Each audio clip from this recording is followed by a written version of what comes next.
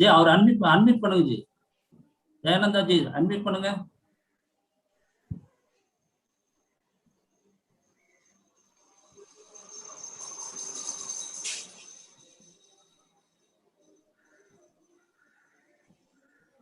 Dayananda unmute பண்ணா நீங்க. Dayananda G unmute பண்ணுங்க. தயானந்தா ஜி அன்மியூட் பண்ணுங்க. ஓ நம சிவாய. தயானந்தா ஜி. ஆமா அன்மியூட். Okay okay. அனைவருக்கும் வணக்கம். நாவலர் இந்து பண்பாட்டு பேரவை இலங்கை ஸ்ரீலஸ்ரீ ஆறுமுக நாவலர் 1854 வருடம் இயற்றிய அரிய பொக்கிஷமான சைவதூஷண பரிகாரம் நூலின் மறுபதிப்பின் இணைய வெளியீட்டு விழா தற்பொழுது நடைபெற்றுக் கொண்டிருக்கிறது. இந்நிகழ்விலே சுவாமிகள், அதிதிகள், சிறப்பு அழைப்பாளர்கள் இவர்களை அறிமுகம் செய்வதிலே மகிழ்ச்சி அடைகின்றேன். அந்த வகையிலே ஆசியுரை வழங்க இருக்கின்ற ஸ்ரீ மாசிலாமணி தேசிக ஞான சம்பந்த சுவாமிகள் தர்மபுர ஆதீனம் அவர்களையும், ஸ்ரீலஸ்ரீ சிவப்பிரகாச தேசிக சத்தியஞான பரமாச்சாரிய சுவாமிகள் பெருங்குளம் செங்கோல் ஆதீனம் அவர்களையும், சுவாமி அஸ்தராத்மானந்தா தலைவர் ராமகிருஷ்ண மிஷன் அவர்களையும், பேரூர் தவத்திரு சாந்தலிங்க அடிகளார் திருமடம் 25வது குருமகா சன்னிதானங்கள் பேரூர் ஆதீனம் மருதாச்சல அடிகளார் அவர்களையும், ஸ்ரீலஸ்ரீ சோமசுந்தர தேசிக ஞான சம்பந்த பரமாச்சாரிய சுவாமிகள் நல்லே ஆதீனம் யாழ்ப்பாணம் அவர்களையும், சுவாமி குணாதீதானந்த சரஸ்வதி சின்மய மிஷன் கொழும்பு அவர்களையும், தவத்திரு குமரகுருபர சுவாமிகள் சிரவே ஆதீனம் அவர்களையும், மேலும் இந்நிகழ்விலே புத்தக வெளியீட்டிலே கலந்து கொண்டிருக்கின்ற திரு எஸ் ராஜேந்திரன் சர்வதேச இணையமைப்பாளர் இந்து சுயம் சேவா சங்கம் அவர்களையும், சிறப்புரை வழங்க இருக்கின்ற சுவாமி விஜயானந்தா ஸ்தாபகர் உலக இந்து காங்கிரஸ் சர்வதேச செயலாளர் விஸ்வ இந்து பரிஷத் அவர்களையும், திரு அரவிந்தன் நீலகண்டன் எழுத்தாளர் ஊடகவியலாளர் சுயராஜ்ய ஆசிரியர் குழு அவர்களையும், சிறப்பு அழைப்பாளர்களாக அழைக்கப்பட்டிருக்கின்ற திரு எஸ் அருள்மொழி செல்வன் தலைவர் நாவலர் அறக்கட்டளை சிதம்பரம் அவர்களையும், திரு ஆறுமுகம் செந்தில்நாதன் முன்னாள் செயலாளர் அருள்மிகு சிவன் கோவில் சூரிச் சுவிட்சர்லாந்து அவர்களையும், திரு KG பாஸ்கரன் தலைவர் சைவமன்றம் சிட்னி முருகன் ஆலயம் ஆஸ்திரேலியா அவர்களையும், திரு R ராமேஸ்வரன் தமிழ்துறை பரப்புரையாளர் லண்டன் பல்கலைக்கழகம் ஜெர்மன் அவர்களையும், திரு சிவபாதம் கணேஷ்குமார் ஸ்தாபகர் இந்து இளைஞர் பேரவை லண்டன் அவர்களையும், மேலும் நாவலருடைய இந்நிகழ்விலே கலந்து கொண்டிருக்கின்ற அத்தனை பேரையும் அவரது சீடர்களையும் அறிமுகம் செய்வதிலே மகிழ்ச்சி அடைகின்றேன். நன்றி. அடுத்து ஆசி உரை நிகழ்வு இடம்பெற இருக்கின்றது. அதி வணக்கத்துக்குரிய ஆதீனங்களின் ஆன்மீக துறவிகளின் ஆசி உரைகள் இப்பொழுது இடம்பெறும்.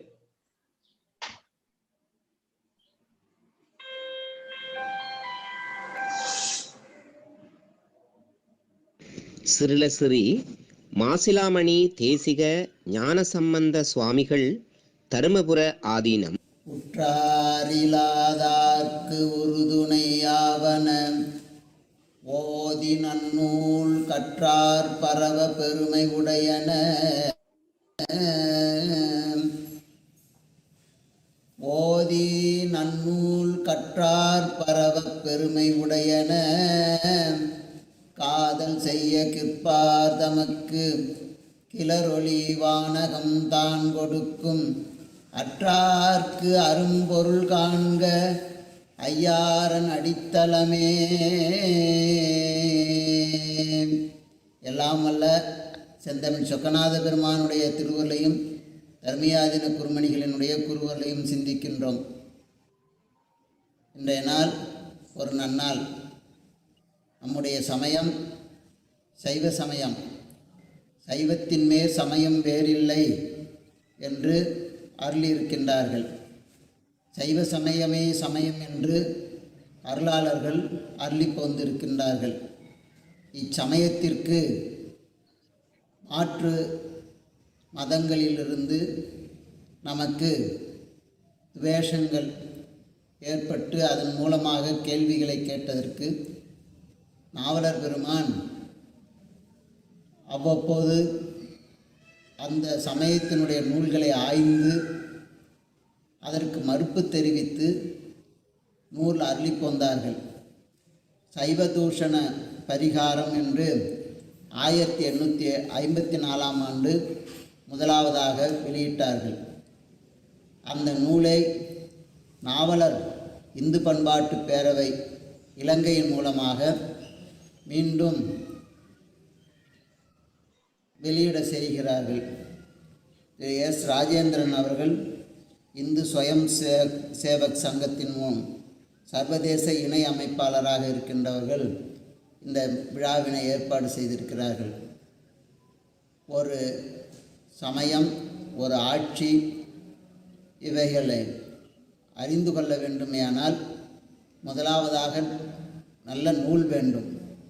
ஆனால் தான் வள்ளுவ பேராசான் ஒற்றும் உரை சான்ற நூலும் மன்னர்க்கு தெற்றென்ன கண் என்று சொன்னார்.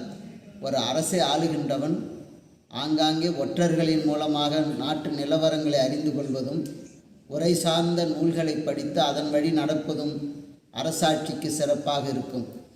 அதே போன்று நம்முடைய சைவ சமயம் மிக தெளிவான நூல்களை அருளி போந்திருக்கின்றார்கள் அருளாளர்கள்.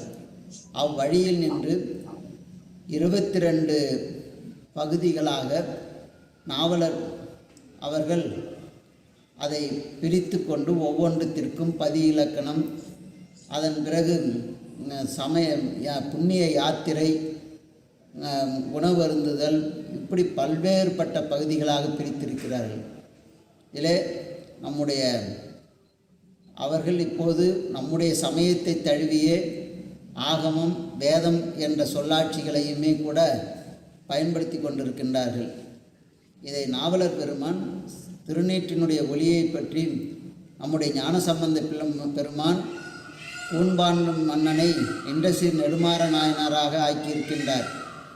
சமன் சமயம் சார்ந்து மீண்டும் எழுந்தருளி வந்த நாவுக்கரசரை திலகவதி அம்மையார் அவர்களுக்கு வணங்கிய நாவுக்கரசருக்கு திருவாளன் திருநீறு திலகவதியார் அளிப்ப பெருவாழ்வு வந்ததென்று அணிந்து கொண்டார். அப்படி மாற்று சமயத்தவர்களுக்கும் முன்னோடியாக நம்முடைய திருநீறு விளங்கி இருக்கிறது. கங்காளன் பூசும் கவச திருநீற்றை மங்காமல் பூசி மகிழ்வீரே தாமாகில் தங்கா வினைகள் சாரும் சிவகதி சிங்காரமான சேவடி சேர்வரே என்று திருமூலர் அள்ளி போந்திருக்கின்றார். பறை என்பது அம்மையை குறிக்கும். அது பறையின் வரலாறு என்று அகத்தியர் தேவார திருட்டிலே திருநீற்றினுடைய பெருமையை பற்றி ஞானசம்பந்தர் அருளிய பதிகம் முழுவதும் காட்டப்பட்டிருக்கிறது. இந்த திருநீறு சிவசின்னங்களை நாம் அணிவதை அச்சமயத்தார் சாடுதலுக்கு நாவலர் அவர்களுடைய நூல்களிலிருந்து எடுத்து அதை நம்பர் சாப்டர் 19 அதிலே 5, 6வது பகுதிகளிலே திருநீற்றினுடைய, அதாவது சிவப்பு கடாரியினுடைய இரத்தத்தையும் அதனுடைய தோலையும் உருக்கி அதன் மூலமாக கருக்கி அதை சாம்பலாக வைத்து கொண்டால் பாவத்தை பரிகரிக்கும் என்று காட்டப்பட்டிருப்பதை எடுத்துக்காட்டு மறுத்து செய்திருக்கின்றார்கள். ஆனால்தான் அவர்கள் ஆஸ்வென்ஸ்டே அல்லது சாம்பல் திருநாள் என்று இப்போது கொண்டாடுகின்றார்கள். இப்படி ஒவ்வொரு சமய நோக்கிலேயும் நாவலர் அவர்கள் மிக நுணுக்கமாக இந்த நூலை செய்திருக்கின்றார்கள். நம்முடைய சமயம் எவ்வளவு உயர்வான சமயம் என்பதை நிலைநிறுத்துவதற்காக இந்த நாவலர் பெருமான் அருளிய இந்த நூல் சைவதூஷண பரிகாரம் அவர் சென்ற நூற்றாண்டிலே அவதரித்திருக்காவிட்டால் நீரெங்கே நீதான் எங்கே என்று முன்னோர்களை போற்றிய அந்த அதே சொல் இவருடைய வாழ்விற்கும் பொருந்துவதாக அமைந்திருக்கிறது. அவ்வகையில் மற்றைய சமயங்கள் நாம் அந்த சமயத்தை தாழ்வாக சொல்லவில்லை, ஆனால் நம்முடைய சமயத்தினுடைய உயர்வை மிக அற்புதமாக கொண்டு இந்த சமயத்திலேயே இருக்கின்ற தன்மையையும் எடுத்துக்காட்டி நாவலர் பெருமான் இதை அருளி செய்திருக்கின்றார்கள். சைவ தூஷண பரிகாரம் இந்த நூல். இதனை வெளியிடுகின்ற நாவலர் இந்து பண்பாட்டு பேரவையும் அதனுடைய நெறியாளராக இருந்து நடத்துகின்ற எஸ் ராஜேந்திரன் இந்து சுயம் சேவக் சங்கம் சர்வதேச இணையமைப்பாளர் அவர்களுக்கும், இந்த விழாவிலே கலந்து கொள்கின்றவர்களுக்கும், இந்த விழா ஏற்பாட்டாளர்களுக்கும், நூல் வெளியீட்டாளர்களுக்கும் எல்லா நலன்களும் மலன்களும் கிடைக்க வேண்டும் என்று பிரார்த்தித்து வாழ்த்துகின்றோம். வாழி திருமன்றம் கண்ட மலர்கண்கள், வாழி பெருமான் புகழ் கேட்ட வாசதிகள், வாழி அவனை வணங்கும் முடிச்சென்னி, வாழி அவன் சீர்பாடும் வாய். சுவாமி அச்சராத்மானந்தா, தலைவர், ராமகிருஷ்ண மிஷன், கொழும்பு. ஓம் சகனோ பவது சகனோ புனக்து சக வீர்யங்கரவாவகை தேஜஸ்வினாவதீதமஸ்து மா வித்விஷாவகை. ஓம் சாந்தி சாந்தி சாந்தி. ஹரி ஓம் தஸ்ஸத். எல்லோருக்கும் வணக்கம். சனாதன தர்மமாகிய இந்து மதத்தின் ஒரு பிரிவான சைவ சமயம் பின்னடைவு அடைந்திருந்த போது புத்துயிர் கொடுத்து மீண்டும் வளரச் செய்தவர்தான் ஆறுமுக நாவலர் அவர்கள். அவரது பணியை நல்லநகர் ஆறுமுக நாவலர் பிறந்திலரேர், சொல்லு தமிழ் எங்கே சுருதி எங்கே என்ற முதுமொழி சிறப்பாகவும் சுருக்கமாகவும் எடுத்துச் சொல்கிறது. ஆறுமுக நாவலர் செய்த பல பணிகளில் ஒன்று பழைய அரிய புத்தகங்களை அச்சிட்டு வெளியிடுவதாகும். வித்யானுபாலன யந்திரசாலை என்ற அச்சகத்தையும் அவர் அமைத்தார். தானும் சில நூல்களை இயற்றியுள்ளார். கிறிஸ்தவ பாடசாலையில் நடந்த அநீதிகளைக் கண்டு தமிழ் மாணவர்களுக்காக சவிப்பிரகாஷ் வித்யாசாலை என்ற பாடசாலையையும் ஸ்தாபித்திருக்கிறார். நாவலரை பற்றி இன்னொரு விஷயம் என்னென்றால், வசன நடையை பிரபலப்படுத்தியவர்கள் இவரும் ஒருவர். அந்த காலத்தில் செய்யுள் நடையே வழக்கில் இருந்தபோது வசன நடையை வழக்கில் கொண்டு வந்த பெருமை இவருக்கு உண்டு. அதேபோல வினாவிடை மூலம் ஆழ்ந்த கருத்துக்களை எடுத்துச் சொல்வது ஒரு முறையாகும். ஆங்கிலத்தில் இதை கேட்டெக்ஸம் என்பார்கள், சமஸ்கிருதத்தில் இதை பிரஷ்னோத்தர மாளிகா என்றும் சொல்வார்கள். இம்முறையை இவர் தமிழில் கொண்டு வந்து சைவ வினாவிடை என்ற புத்தகத்தின் மூலம் சைவ சமயத்தை மாணவர்கள் மத்தியில் பரவச் செய்தார். சைவ சமய அடிப்படை கொள்கைகளை இலகுவான தமிழில் பள்ளி மாணவர்கள் தெரிந்து கொள்ளக்கூடிய முறையில் எழுதப்பட்டது இந்த நூல். அதிலிருந்து சில எடுத்துக்காட்டுகள். உலகத்துக்கு கருத்தாயாவர் சிவபெருமான். அவர் எப்படிப்பட்டவர்? எங்கும் உள்ளவர், எல்லாம் வல்லவர். பஞ்சமா பாதகங்களவை கல்லுண்ணல், பொய் பேசல், திருடல், புலால் உண்ணல், விபச்சாரம் செய்தல் என்பவை. இதைவிட ஆலய வழிபாட்டு முறைகள் என்று பல விஷயங்கள் இதில் சொல்லப்பட்டிருக்கின்றன. அவர் இயற்றிய இன்னொரு புத்தகம் சைவ தூஷண பரிகாரம் என்பது. கிறிஸ்தவ மிஷனரிமார் மதமாற்றத்தில் தீவிரமாக ஈடுபட்டு சைவ நெறியை இகழ்ந்த காலத்தில் இந்த நூல் அவர்களது நிந்தைக்கு ஒரு பதிலடியாக அமைந்தது. இப்புத்தகம் இப்போது நமக்கு தேவை, ஆனால் அது அச்சில் இல்லை. இந்த நிலையில் அதனை மறுவதிப்பு செய்வது ஒரு மகத்தான பணியாகும். இன்று அந்த நூல் வெளியிடப்படுகின்றது. இதனை ஆன்மீக ஆர்வலர்கள் அனைவரும் வரவேற்க வேண்டும். இந்த முயற்சியில் ஈடுபட்டு உயர்த்த நாவலர் இந்து பண்பாட்டு பேரவை மற்றும் பலருக்கும் இறையருள் கிடைக்க வேண்டும் என்றும் இந்த முயற்சி வெற்றி பெற வேண்டும் என்றும் பிரார்த்திக்கின்றேன். வான்முகில் வயாது வேக மலிவளம் சுரக்க மன்னன் போன்முறை அருசேக குறைவிலாத உயிர்கள் வாழ்க நான்மறை அறங்களோங்க நற்றவம் வேள்வி மல்க மேன்மகள் செய்வ நீதி விளங்குக உலகமெல்லாம். ஸ்ரீலஸ்ரீ சிவப்பிரகாச தேசிக சத்தியஞான பரமாச்சாரிய சுவாமிகள், பெருங்குளம், செங்கோல் ஆதீனம். திருச்சிற்றம்பலம். அரகர நம பார்வதி பதையே. அரகர மகாதேவா. தென்னாடுடைய சிவனே போற்றி, எந்நாட்டவர்க்கும் இறைவா போற்றி. நமது ஆன்மார்த்த மூர்த்தியாகி அழகிய திருச்சிற்றம்பலமுடைய அர்த்தங்களை சிந்தித்து நமது சைவ சமயமானது பாரத தேசம் மட்டுமன்றி ஏனைய வெளிநாடுகளிலும் பரவி இருந்தது. அதன் காரணமாகத்தான் சுந்தரமூர்த்தி சுவாமிகள் தன்னுடைய திருத்தொண்ட தொகையில் அப்பாலும் அடி சார்ந்தார் அடியார்க்கும் அடியேன் என்று அருளிச் செய்தார்.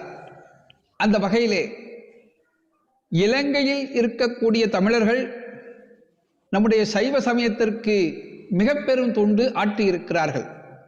கிபி 19ஆம் நூற்றாண்டு தமிழ் உலகில் புகழ்பெற்று விளங்கிய தமிழ் அறிஞர்களுள் யாழ்ப்பாணம் நல்லூர் ஆறுமுக நாவலரும் ஒருவர் ஆவார். ஏடுகளில் எழுதப்பட்டிருந்த பல பழந்தமிழ் நூல்களை பரிசோதித்து அச்சில் பதிப்பித்தவரும் அத்துறையில் ஏனையோருக்கு வழிகாட்டியாகிய விளங்கியவர் நாவலர் ஆவார். சைவநெறி தலைத்தோங்கவும் தமிழ் மொழி தலைத்து வளரவும் இலங்கையிலும் தமிழ்நாடு சிதம்பரத்திலும் சைவ பிரகாச வித்யாசாலை என்ற பாடசாலை அமைத்து அதன் மூலமாக மாணவர்களுக்கு இளைஞர்களுக்கு அந்த பாடசாலைகளில் தமிழையும் சைவ சமயம் சார்ந்த தத்துவங்களை விளக்க சைவ வினாவிடை, பால பாடம், பெரிய புராணம் வசனம், கந்த புராண வசனம், திருவிளையாடல் புராண வசனம் போன்ற நூல்களை எழுதி அச்சிட்டு வழங்கினார். ஆறுமுக நாவலுடைய தமிழ் புலமையையும் நாவன்மையும் அறிந்த திருவாவடுதுறை ஆதீனம் 1865ஆம் ஆண்டு அவருக்கு நாவலர் என்ற பட்டத்தை அப்போது திருவாவடுதுறை ஆதீனத்திலே இருந்த 16வது குருமகா சன்னிதானம் மேலகரம் சுப்பிரமணிய தேசிகர் வழங்கி கௌரவப்படுத்தினார். அதே போன்று 29/10/1971 இலங்கை அரசு நாவலர் நினைவு தபால் தலை வெளியிட்டு சிறப்பித்தது. மாற்றுச் சமயத்தை சார்ந்த தத்துவ நூல்களையும் ஆறுமுக நாவலர் படித்திருந்த காரணத்தினால் அந்த சமயத்தின் குறைகளை அவரால் தைரியமாக எடுத்து காட்டி சைவ தூஷண பரிகாரம் என்ற நூலாக வெளியிட முடிந்தது. இன்றைய காலகட்டத்தில் இளைஞர்களுக்கு நமது சமயத்தின் பெருமையை அறிந்து கொள்ளவும் மாற்றுச் சமயத்தில் உள்ள குறைகளை தெரிந்து கொள்ளவும் இந்த நூலானது மிகவும் அவசியம். அந்த வகையிலே இலங்கை நாவலர் இந்து பண்பாட்டு பேரவையானது சைவ தூஷண பரிகாரம் என்ற இந்த நூலை மறுபதிப்பாக இணைய வழியில் வெளியிட்டு மிக சிறப்பாக வெளியிட்டுக் கொண்டிருக்கிறது. அவர்களுக்கு நம்முடைய நல்வாழ்த்துக்களை தெரிவித்துக் கொண்டு இந்த அளவிலே நிறைவு செய்து கொள்கிறோம். திருச்சி தவத்திரு மருதாச்சல அடிகளார் பேரூர் ஆதீனம். போற்றியோம் நம சிவாய. எல்லாமுடையான் குருவாகி இங்கமதல்லல் அறுத்தான் என்று உந்தீபர அவன்தாள் தொழிவாம் என்று உந்தீபர. போற்றுதலுக்கும் நாளும் நம்மை நன்னெறிப்படுத்தலுக்கும் உடைய அருள்மிகு அம்பலவான பெருமான் ஆலமர் செல்வர் அம்மையப்பருடைய இன்னருளாலும் உயிர்க்கு துணையாக திகழ்ந்து கொண்டிருக்கும் சமயக்குறவர்கள், திருமுறை ஆசிரியர்கள், நாயன்மார்கள், சந்தானக்குறவர்கள், ஆதீனக்குறவர்கள், திருவள்ளுவர் தொல்காப்பியராதிய சான்றோர் மக்களுடைய நல்லருளாலும் திருக்கைலாய பரம்பரை மெய்கண்ட சந்தானம் பேரூர் ஆதீனம் ஆதி குருமுதல்வர் சாந்தலிங்க பெருமானுடைய தன்னருளாலும் குருவர்களாலும் எல்லோரும் எல்லா நலங்களும் பெற்று வாழ வாழ்த்தி மகிழ்கின்றோம். நம்முடைய பேரூர் ஆதீனம் ஆதி குருமுதல்வர் சாந்தலிங்க பெருமான் கொலை மறுத்தல், வைராக்கிய சதகம், வைராக்கிய தெய்வம், அவிரோத உந்தியார் என்கின்ற 4 நூல்களை எழுதியிருக்கின்றார்கள். அதை 1850களிலேயே வெளியிட்ட ஒரு பெருந்தகையாளர். அத்தகைய ஒரு சிறப்பு வாய்ந்தவர்கள் ஆறுமுக நாவலர்கள். அந்த அளவுக்கு சாந்தலிங்க பெருமானிடத்தில் அவர்களுக்கு அளவிலாத ஈடுபாடு உண்டு. சைவ சமயத்தை பற்றியும் சைவ சமய கருத்துக்களை பற்றியும் தெய்வங்களை பற்றியும் அவதூறு பேசத் தொடங்கிய போது எதிர்த்து நின்ற முதன்மை மனிதராக திகழ்ந்தவர்கள் ஆறுமுக நாவலர். அவருடைய காலத்திலேயே படிப்படியாக நம்முடைய சைவ சமயத்திலே இருந்து கிறிஸ்தவ சமயத்திற்கு மதமாற்றம் செய்வர்களுடைய எண்ணிக்கை தொடர்ந்து பெருகிக் கொண்டே சென்றது. அந்த சூழலிலே அவர்கள் இந்த சைவ தூஷண பரிகாரம் என்று சொல்லக்கூடிய நூலை எழுதியிருக்கின்றார்கள். அதாவது நம்முடைய தெய்வங்களை பற்றி இழித்தும் பழித்தும் பேசுவது, ஆவிகள் என்றும் இவற்றையெல்லாம் நீங்கள் கும்பிடக்கூடாது என்றும் அங்கே பிற மதத்தவர்கள் குறிப்பாக கிறிஸ்தவர்கள் தவறான ஒரு பரப்புரையை செய்த போது ஆறுமுக நாவலர்கள் அதிலே கொதித்தெழுந்தார்கள். இலங்கையிலே இருந்து புலம்பெயர்ந்து பல நாடுகளிலே வாழ்ந்து கொண்டிருக்கக்கூடிய இலங்கை தமிழர்களும் சரி நம்முடைய தமிழர்களும் சரி அங்கே எல்லாம் நம்முடைய நம்முடைய சமயத்தைச் சேர்ந்தவர்களை பல்வேறு வகையிலே நம்முடைய சமயத்தை இழித்தும் பழித்தும் பேசி மதமாற்றிக் கொண்டிருக்கின்றார்கள். குறிப்பாக அந்த அகதிகள் முகாம்களே அந்த பிற சமயத்தவர்கள், குறிப்பாக அந்த கிறிஸ்துவ சமயத்தைச் சேர்ந்தவர்கள் செய்யக்கூடியதாக இருக்கக்கூடிய பணி மிகவும் நம்முடைய சமயத்தினர் இருக்கக்கூடிய எண்ணிக்கையை குறைக்கின்றது. இந்த சூழலிலே இந்த நூல் வெளிவருவது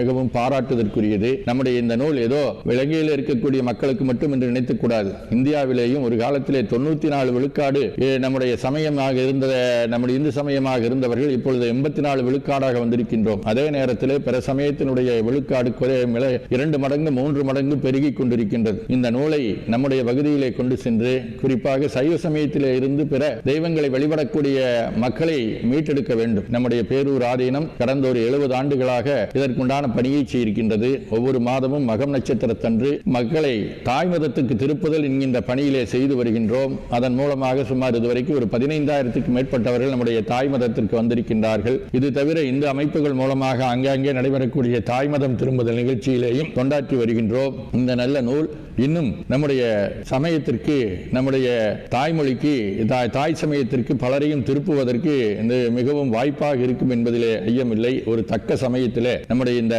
நாவலர் பண்பாட்டு பேரவை இதை ஏற்பாடு செய்திருப்பது மிகவும் பாராட்டுக்குரியது. அந்த பேரவையை சேர்த்தவர்களுக்கு நம்முடைய வாழ்த்துக்களை தெரிவித்துக் கொள்கின்றோம். இந்த நூல் வெளியிடப்பட்டவுடனே நீங்கள் அதை எல்லா பக்கமும் அனுப்பி வைத்து மக்களிடத்திலே நாம் கொண்டு சேர்க்க வேண்டும். முடிந்தால் இதனுடைய சாரத்தை தனியான முறையிலே, சிறிதான முறையிலே எழுதி வெளியிட்டு மக்களிடத்திலே கொண்டு சேர்த்தோம் என்று சொன்னால் நம்முடைய மக்களை இன்னும் பண்படுத்துவதற்கு வாய்ப்பாக இருக்கும். பல்வேறு வகையிலே அவதூறு கிளப்பிக் கொண்டிருக்கின்ற போது நாம் கண்டனங்களை தொடர்ந்து தெரிவித்து வருகின்றோம். திருவள்ளுவர் அந்த தோமாவின் வழிவந்தவர் என்கின்ற போதும் ஆழ்வார்களும் நாயன்மார்களும் அந்த இயேசுவினுடைய கருத்துக்களைத்தான் சொன்னார்கள். சித்தர்கள் எல்லாம் இயேசுவினுடைய கருத்துக்களைத்தான் சொன்னார்கள் என்றெல்லாம் பரப்புரை செய்வதற்காக இங்கே வந்தபோது எதிர்த்து நம்முடைய ஆதீனங்கள் பெரும் குரல் கொடுத்தன. அதன் காரணமாக அவர்கள் நடத்த இருந்த அந்த பயிற்சி முகாம்கள் எல்லாம் மாவட்ட ஆட்சியர் தலையிட்ட பின்னர் அவை தடுத்து நிறுத்தப்பட்டன. இதுபோன்று இருக்கக்கூடியவற்றை செய்வதற்கு மற்ற சமய நிறுவனங்களும் முன்வர வேண்டும். ஆங்காங்கே நடைபெறக்கூடிய மதமாற்றங்கள் பல்வேறு வகையிலே கல்வியின் பெயராலும், மருத்துவத்தின் பெயராலும், பொருளாதார வசதி என்பதன் பெயராலும் நாம் தடுத்து நிறுத்துவதற்கு உண்டான முயற்சிகளை மேற்கொள்வதற்கு நிச்சயமாக இந்த நூல் துணை புரியும் என்பதில்லை. அனைவரும் இணைந்து செயல்படுவோம். நிச்சயமாக இதன் மூலமாக மீண்டும் நம்முடைய தாய் மதத்திற்கு நிறைய மக்களை திருப்ப வேண்டும். முதற்கட்டமாக நம்முடைய சமயத்திலே இருந்து அயல் சமயத்திற்கு செல்லக்கூடியவர்களுடைய எண்ணிக்கையை குறைக்க வேண்டும். அதே போல நம்முடைய சமயத்திலேயும் திருமுறைகளை ஏற்றி போற்றக்கூடிய நிலையிலே மக்களை கொண்டு வர வேண்டும். நம்முடைய சமயத்திலேயும் சைவர்களே திருமுறைகளை மறந்து கொண்டிருக்கின்றார்கள், சித்தாந்தத்தை மறந்து கொண்டிருக்கின்றார்கள். இந்த சூழலிலே திருமுறையும் சித்தாந்தத்தையும் கடைபிடிக்க வேண்டும். இல்லங்களிலே பல்வேறு வகையான தெய்வ படங்களை வைத்திருக்கக்கூடியவர்கள் அங்கே அம்பலவான பெருமானை, நடராஜ பெருமானை அங்கே வைப்பதற்கு அச்சப்படுகின்றார்கள். சிவலிங்கத்தை வைத்து வழிபாடு செய்வதற்கு அச்சப்படுகின்றார்கள். இவற்றையெல்லாம் போக்குவதற்குண்டான முயற்சியை நாம் தொடர்ந்து மேற்கொள்ள வேண்டும் என்று சொல்லி இந்த நல்ல நூல் வெளியீட்டு விழாவுக்காக அல்லும் பகலும் அயராது உழைத்த அன்பர்கள் அனைவருக்கும் எல்லாம் வல்ல சாந்தலிங்க பெருமான் தன்னருளும், அம்பலவான பெருமான் இன்னருளும், குருவருளும், கலையாத கல்வியும், குறையாத வயதும், ஒரு கபடு வாராத நட்பும், கன்றாத பழமையும், குன்றாத இளமையும், கொழுபினி இல்லாத உடலும், சலியாத மனமன், பகலாத துணையும், தவறாத சந்தானமும், தாழாத கீர்த்தியும், மாறாத வார்த்தையும், தடைகள் வாராத கொடையும், தொலையாத நிதியமும், கோணாத கோலும், ஒரு துன்பம் இல்லாத வாழ்வும், எல்லாம் வல்ல இறைவன் பாதத்தில் அன்பும் பெற்று வையத்துள் வாழ்வாங்கு வாழ வேண்டும் என்று சொல்லி வாழ்த்தி இந்த நூல் வெளியீட்டு விழா சிறப்பான முறையிலே நடைபெற இறையொருளை வேண்டி நிறைவு செய்கின்றோம். போற்றியோம் நம சிவாய். தவத்திரு குமரகுருபர சுவாமிகள், சிறவை ஆதீனம். விழிக்கு துணை திருமின் மலர்பாதங்கள், மெய்மை குன்றா மொழிக்கு துணை முருகா எனும் நாமங்கள், முன்பு செய்த பழிக்கு துணை அவன் பன்னிருதோளும், பயந்ததனை வழிக்கு துணை வடிவேலும் செங்கோடமும் மயூரமுமே. எல்லாம் வல்ல வழிபடு கடவுளாகிய முருகப்பெருமானின் செந்தாமரை திருவடிகளையும், சிறவையாதீனம் ஆதி குருமுதல்வர் திருப்பெருந்திரு ராமானுசனுடைய குருவர்களையும் மனமெய் மொழிகளால் வாழ்த்தி வணங்கி, இலங்கை நாவலர் இந்து பண்பாட்டு பேரவையின் சார்பாக திருப்பெருந்திரு ஆறுமுக நாவலர் இயற்றி அருளிய சைவ பொக்கிஷம் என்று போற்றப்படுகின்ற சைவ தூஷண பரிகாரம் என்கின்ற நூலானது 1854ஆம் ஆண்டு வெளியிடப்பட்டது. இப்பொழுது மறுபதிப்பானது வெளியிடப்பட இருப்பது பெரும் மகிழ்ச்சிக்குரியது. அந்த நூல் வெளியீட்டு விழா கால சூழல் காரணமாக இணைய வழியிலே நடத்துவதற்கான ஏற்பாட்டை நாவலர் இந்து பண்பாட்டு பேரவை ஏற்பாடு செய்திருக்கின்றது. முதற்கண் அவர்களுக்கு நம்முடைய வாழ்த்துக்களை தெரிவித்துக் கொண்டு, இந்த நூலானது சைவ தூசண பரிகார நூலானது 1854ஆம் ஆண்டு வெளியிடப்பட்டது. குறிப்பாக நம்முடைய இந்து சமயத்திலே சைவ சமயத்திலே இருக்கின்றவர்களெல்லாம் நம்முடைய சமயத்தினுடைய சிறப்பை அறியாமல் பிற மதங்களுக்கு சென்று கொண்டிருக்கின்றார்கள். அவர்களுக்கு நம்முடைய சமயத்தினுடைய வழிபாட்டு நெறிமுறைகளை எல்லாம் எடுத்துச் சொல்லி அவர்களை நம்முடைய மதத்தினுடைய பெருமையை அறியச் செய்வதற்காக எழுதப்பட்டதுதான் இந்த நூலாக அமைந்திருக்கின்றது. அதனுடைய நூலினுடைய அந்த சாரத்தை பார்க்கின்ற பொழுது சிவபுண்ணியம் அவசிய கர்த்தவமையாகிய இந்த செயலானது நமக்கு முக்கியமாக இருக்கின்றது என்று சொல்லுகின்றார்கள். ஒவ்வொருவரும் சமய வழிபாட்டை ஏற்றுக்கொள்கின்ற அடியார் பெருமக்கள் தினம்தோறும் சந்தியாவந்தனம், சிவபூஜை, சிவ தரிசனம் முதலியவற்றையெல்லாம் தவறாமல் செய்ய வேண்டியது அவசியம் என்பதை சொல்லி, தினம்தோறும் மனமுருக காதலாகி கசிந்து கண்ணீர் மல்கி என்று சொல்லுகின்ற வகையிலே இறைவனை அன்போடு சிந்தித்து துதித்து வணங்கி நம்முடைய மதத்தினுடைய பெருமையை நாம் நிலைநாட்ட வேண்டும். இல்லை என்றால் கிறிஸ்துவ மதத்தை சார்ந்தவர்கள் நம்முடைய மதத்தில் இருக்கிறவர்களுக்கெல்லாம் பணம் கொடுத்து அவர்களை எல்லாம் அவருடைய சமயத்துக்கு மாற்றிக்கொண்டிருக்கின்ற நிலை சென்று கொண்டிருக்கின்றது. ஆகவே 1854 இப்படி இருந்திருக்கின்றது செய்தியை பார்க்க வேண்டும். அதற்காக நம்முடைய சமயத்தினுடைய உண்மை தத்துவத்தை எல்லாம் எளிய மக்களுக்கு எடுத்துச் செல்ல வேண்டும் என்பதற்காக இந்த புத்தகத்தை அவர்கள் நூலை வெளியிட்டிருக்கின்றார்கள். இச்சிவபுண்ணிய செய்தற்கு செல்வப் பொருளும் இன்றியமையா கருவியாக இருத்தலால் நீங்கள் எல்லாரும் சிறியதையாயினும் உங்களால் முடிந்த பொருளுதவியை காலந்தோறும் செய்ய வேண்டும்.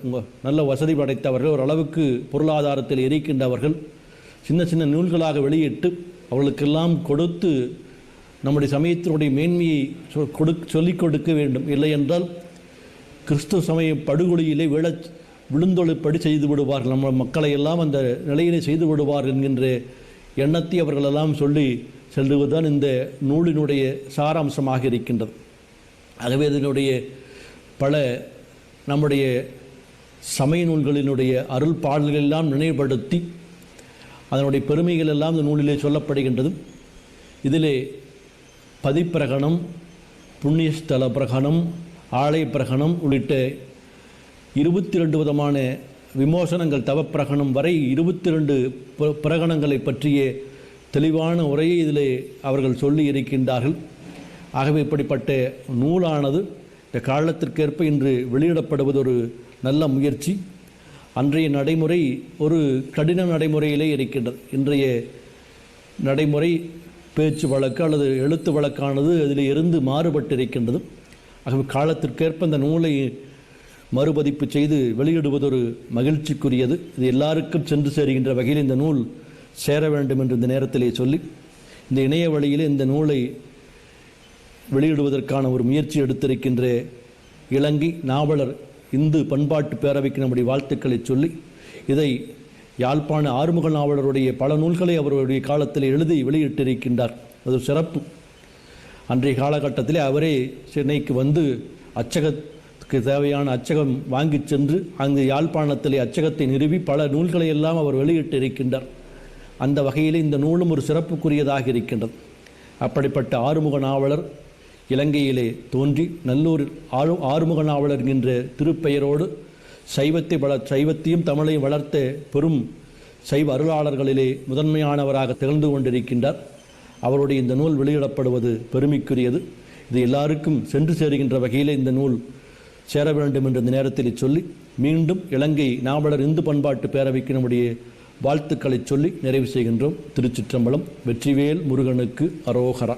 சுவாமி குணாதீதானந்த சரஸ்வதி, சின்மயா மிஷன், இலங்கை. உலகெல்லாம் உணர்ந்தோதற்கரியவன், நிலவுலாவிய நீர்மலிவேணியன், அலகில் சோதியன் நம்பலத்தாடுவான், மலர் சிலம்படி வாழ்த்தி வணங்குவான். எல்லாம் வல்ல பரம்பொருளின் தாழ் பணிந்து இலங்கை நாவலர் இந்து பண்பாட்டு பேரவையின் ஏற்பாட்டில் ஸ்ரீ ஆறுமுக நாவலர் அவர்கள் எழுதிய சைவதூஷண பரிகாரம் என்கின்ற நூலின் மறுபதிப்பின் இணைய வழி வெளியீட்டிற்கு ஆசி உரை வழங்க இங்கு கூடியிருக்கும் மதிப்பிற்கும் வணக்கத்திற்கும் உரிய பெரியவர்களின் தாள் பணிந்து இந்த இணைய வழி வெளியீட்டில் கலந்து கொள்ள கூடியிருக்கும் அன்பர்கள் அனைவருக்கும் எனது அன்பும் பணிவும் மிக்க வணக்கத்தை தெரிவித்துக் கொள்கிறேன். தற்காலத்தில் இந்து மதம் என்று அழைக்கப்படும் சனாதன தர்மம் பரம்பொருளை அறியவும் அடையவும் பல மார்க்கங்களை காட்டி அனைவரையும் அரவணைப்பது. ஆகவே இந்து மதத்திலே இதுதான் ஒரே வழி, வேறெந்த வழியும் கிடையாது என்கின்ற சிந்தனையும் இல்லை, எவரையும் அப்படி வற்புறுத்த வேண்டிய தேவையும் இல்லை. ஆனால் இதனை சரியாக புரிந்து கொள்ளாதவர்களும் வேண்டுமென்றே தவறாக புரிந்து கொண்டவர்களும் இந்து மத கோட்பாடுகளையும் சடங்குகளையும் அனுஷ்டானங்களையும் மூட நம்பிக்கை என்றும் இந்து மதத்தை பின்பற்றுவது ஆன்ம ஈடேற்றத்திற்கு வழிவகுக்காது என்றும் விஷம பிரச்சாரம் செய்து இந்து மதத்தை பின்பற்றுவது முட்டாள்தனமானது, வெட்கப்பட வேண்டியது என இந்துக்களையே நம்ப வைத்து மதம் மாற்றும் அவர்களின் முயற்சி அன்றும் நடைபெற்றது, இன்றும் நடைபெற்று கொண்டிருக்கின்றது. இதனை வெளிச்சத்திற்கு கொண்டு வந்து இந்துக்களை ஏமாற்றும் முயற்சியை முறியடிப்பதற்குத்தான் அன்று ஸ்ரீ ஆறுமுக நாவலர் அவர்கள் சைவதூஷண பரிகாரம் எனும் நூலை தனது அரிய முயற்சியால் எழுதி வெளியிட்டிருந்தார். அன்று இந்து மதம் எதிர்கொண்ட சவால்களும் பிரச்சினைகளும் இன்றும் இருக்கின்றன என்பது மட்டுமல்ல, பன்மடங்காகி இருக்கின்றன என்று கூறினால் மிகையாகாது. அதற்கான பரிகாரத்தை அன்றே தந்த நாவலரின் தீர்க்க தரிசனம் வியப்பிற்கும் போற்றுதற்கும் உரியது. அன்று இந்த நூலிற்கு இருந்த தேவை இன்றும் பெரிய அளவில் இருக்கிறது என்பதை புரிந்து கொண்டு இந்த நூலை மறுபதிப்பு செய்து வெளியிடும் நாவலர் இந்து பண்பாட்டு பேரவையின் இந்த நல் முயற்சி பாராட்டிற்குரியது. வேறெந்த மதங்களையும் கொச்சைப்படுத்தும் தேவை இந்து மதத்திற்கு கிடையாது. அதே நேரத்திலே அது கொச்சைப்படுத்தப்படும் போது அதை மறுப்பதற்கும் அதற்கு பதிலளிப்பதற்கும் ஒரு இந்துவிற்கு இருக்கும் உரிமையை எவரும் மறுக்கவும் முடியாது. ஏமாறுபவன் இருக்கும் வரை ஏமாற்றுபவனும் இருப்பான். இந்துக்கள் தம் மதம் மற்றும் தம் மதத்தின் கோட்பாடுகள், சடங்குகள், அனுஷ்டானங்கள் என்பவற்றின் தாற்பயத்தையும் பாரம்பரியத்தையும் அறியாத வரை எவ்வளவு தான் படித்தவர்களாக இருந்தாலும் ஏமாற்றப்படுவார்கள். இந்த நிலை மாற வேண்டுமானால் இத்தகைய முயற்சிகள் தொடர வேண்டும். ஒவ்வொரு இந்துவிற்கும் தனது மதம், மத சடங்குகள் மற்றும் அனுஷ்டானங்கள் என்பவற்றை இட்டு இருக்கும் சந்தேகங்களும் அவநம்பிக்கையும் நீங்கி அவற்றை பகிரங்கமாக பின்பற்றுவதில் எந்த தயக்கமோ வெட்கமோ இல்லாத நிலை வர வேண்டும் என்பதில் எந்த மாற்று கருத்தும் இருக்க முடியாது. தம் மதத்தை இந்துக்கள் புரிந்து கொள்ளவும் பேணவும் எடுக்கும் இத்தகைய முயற்சிகள் மதவாதம் ஆகாது. மத சுதந்திரத்தை மதிப்பது இந்து மதம். எல்லோரும் ஒரே மதத்தை பின்பற்ற வேண்டும் என்று நினைப்பதோ அல்லது எல்லோரையும் ஒரே மதத்திற்கு மாற்ற நினைப்பதோ மத சுதந்திரம் அல்ல. அது மத சுதந்திரத்தை தவறாக பயன்படுத்தும் மதவாதம். அதற்கு இந்து மதத்தில் இடம் இல்லை. ஏனைய மதத்தினரை மதம் மாற்றுகின்ற நோக்கமோ தேவையோ இந்து மதத்திற்கு கிடையாது. தம் மதத்தை புரிந்து கொண்டு அதனை பேண எடுக்கும் முயற்சிகள் மதவாதம் அல்ல என்பதை ஒவ்வொரு இந்துவும் புரிந்து கொள்ள வேண்டும். இந்து பாரம்பரியத்தினதும் அதன் கோட்பாடுகளின் தாற்பயத்தினதும் சிறப்புகளை இந்துக்கள் உணர வைக்கும் இப்பணி வெற்றி அடைய வேண்டும் என்றும் இது போன்ற பணிகள் மேலும் தொடர வேண்டும் என்றும் யான் பெற்ற இன்பம் பெருக வைகம் என்ற கூற்றிற்கிணங்க உலகெங்கும் வாழும் இந்துக்களும் எதிர்கால சந்ததியினரும் இதனால் பயன்பெற வேண்டும் என்றும் எல்லாம் வல்ல இறைவனை வணங்கி பிரார்த்தித்து உங்கள் எல்லோருக்கும் இறையருள் கிடைக்க பிரார்த்தித்து அடியேனது வணக்கத்தை தெரிவித்து விடைபெறுகிறேன். நன்றி, வணக்கம். திருச்சிற்றம்பலம்.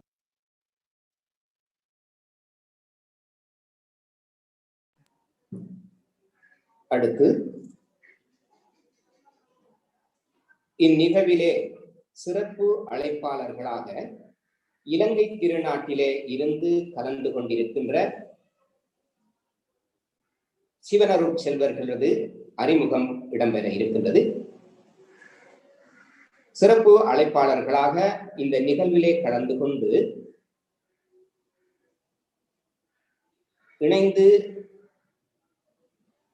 இணைந்து கொண்டிருப்பவர்களை நாம் சிறப்பாக உவகையோடு அறிமுகப்படுத்துகின்றோம். அந்த வகையில் திரு A.I.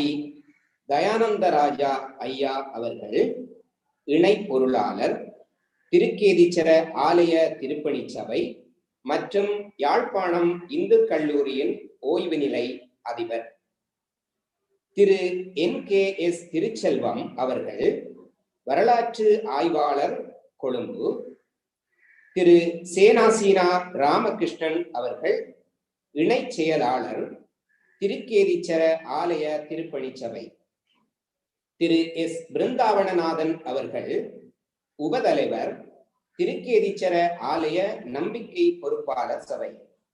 குறிப்பாக திரு மதிப்பார்ந்த ஐயா பிருந்தாவனநாதன் ஐயா அவர்களை குறிப்பிடுகின்ற பொழுது, ஐயா அவர்களது சிறப்பான முயற்சியினால் கடந்த காலங்களில் எமது பகுதியில் பல குடும்பங்களை சார்ந்த அதிக எண்ணிக்கை கொண்ட எம் சமயத்திலிருந்து திசை மாறி சென்றவர்கள் தாய் மதம் திரும்பியுள்ளனர். அந்நிய மதம் ஏற்க இருந்தவர்கள் தடுக்கப்பட்டுள்ளனர். மீள தாய் மதம் வந்தவர்களுக்கான வாழ்வாதாரம் போன்ற பல பணிகள் இவரின் செயற்பாடுகளாக அமைந்திருப்பது எமக்கு உத்வேகத்தை அளிக்கின்றது. மேலும் திரு நாவண்ணா விஷ்ணுகாந்தன் அவர்கள் அரங்காவலர், வள்ளிபுரம் ஆழ்வார்கோவில், யாழ்ப்பாணம். திரு மூனா குகதாசன் அவர்கள் அரங்காவலர், கண்ணகியம்மன் ஆலயம், வற்றாப்பளை, முல்லைத்தீவு. திரு A.N. ராஜேந்திரன் அவர்கள் உரிமையாளர், வெங்கடேஸ்வரா சூப்பர் மார்க்கெட், வவுனியா. திரு தானா கிருஷ்ணானந்த் அவர்கள் மனித உரிமை பாதுகாவலர், கிளிநொச்சி. திரு A.N. ரவீந்திரன் அவர்கள் செயலாளர், ஈழத்து திருச்செந்தூர் ஆலயம், மட்டக்களப்பு. திரு N. சந்திரகாந்தன் அவர்கள் தலைவர், சிவானந்த தபோவனம், திருகோணமலை. திரு R. குணசிங்கம் அவர்கள் அரங்காவலர், கண்ணகியம்மன் ஆலயம், காரைதீவு. திரு N. ஸ்ரீகாந்தன் அவர்கள் அரங்காவலர், கதிர்வேலாயுத சுவாமி ஆலயம், நாவலப்பட்டி, கண்டி. திரு S. சந்திரசேகரம் அவர்கள் தலைவர், காந்தி சபா, மாத்தலை.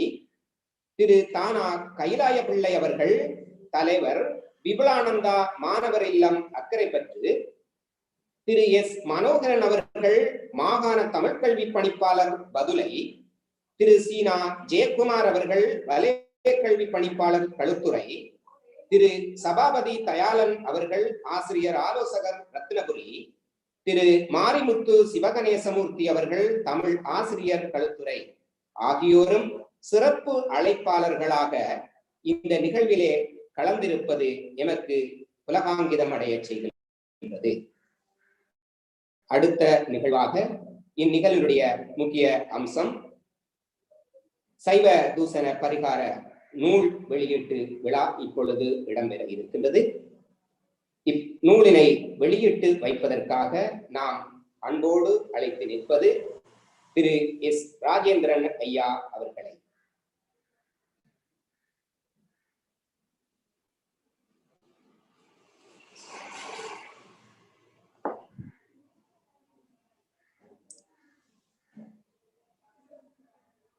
ஓம் நம பார்வதீபதயே அரஹர மகாதேவா. ஓம் நம பார்வதீபதயே அரஹர மகாதேவா. ஓம் நம பார்வதீபதயே அரஹர மகாதேவா.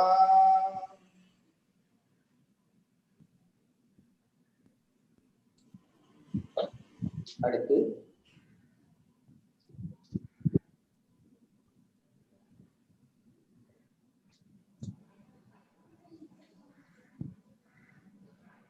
சைவ தூசண பரிகாரம் நூல் மறுபதிப்பு வெளியீட்டில்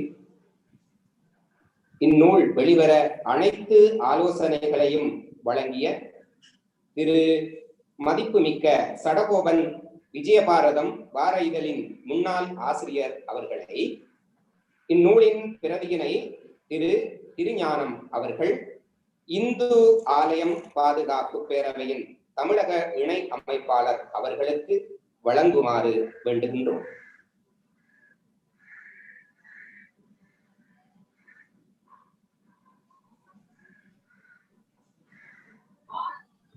வீடியோ ஆன் பண்ண சொல்லுங்க.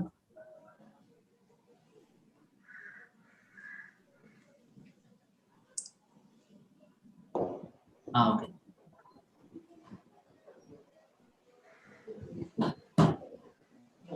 இந்நூல் வெளிவர அனைத்து ஆலோசனைகளையும் வழங்கிய திரு சடகோபன் அவர்கள், விஜயபாரதம் ஆசிரியர் அவர்களை, இந்நூலின் பிரதியினை திரு திருஞானம் அவர்கள் இந்து ஆலய பாதுகாப்பு பேரவையின் தமிழக இணை அமைப்பாளர் அவர்களுக்கு வழங்குமாறு வேண்டுகின்றோம்.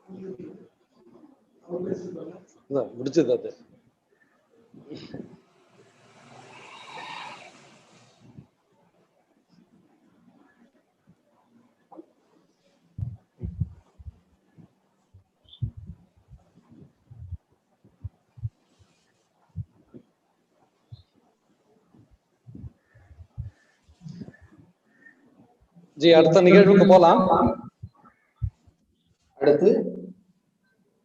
அடுத்த நிகழ்வாக மட்டக்களப்பை சேர்ந்த செல்வி திவ்யானி அவர்களது திருப்புகழ் இடம்பெறும்.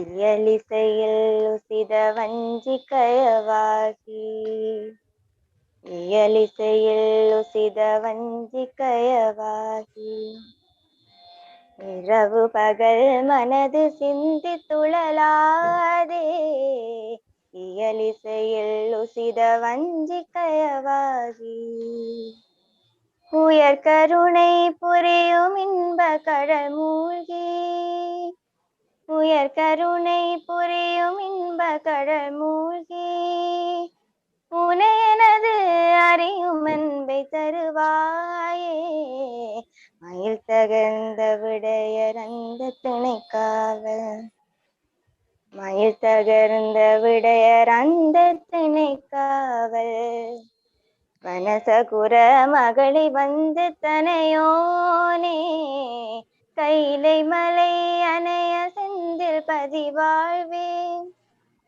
கைலை மலை அணைய செந்தில் பதிவாழ்வே, கரிமுகவன கிளைய கந்த பெருமாளே, பெருமாளே, பெருமாளே, பெருமாளே.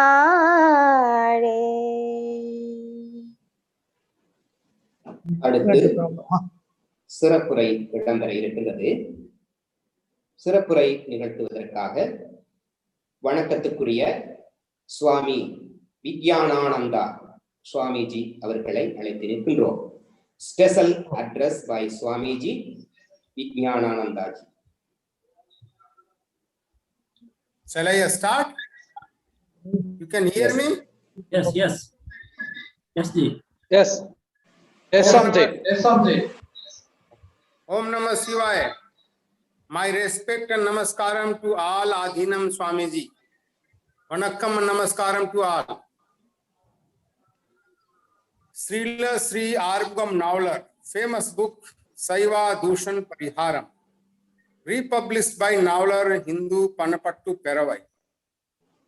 Today we are gathered online on the release of Saiva Dushan Pariharam book, which is just now released by our Rajendran ji. I am making it clear my pronunciation of Tamil word will not be correct.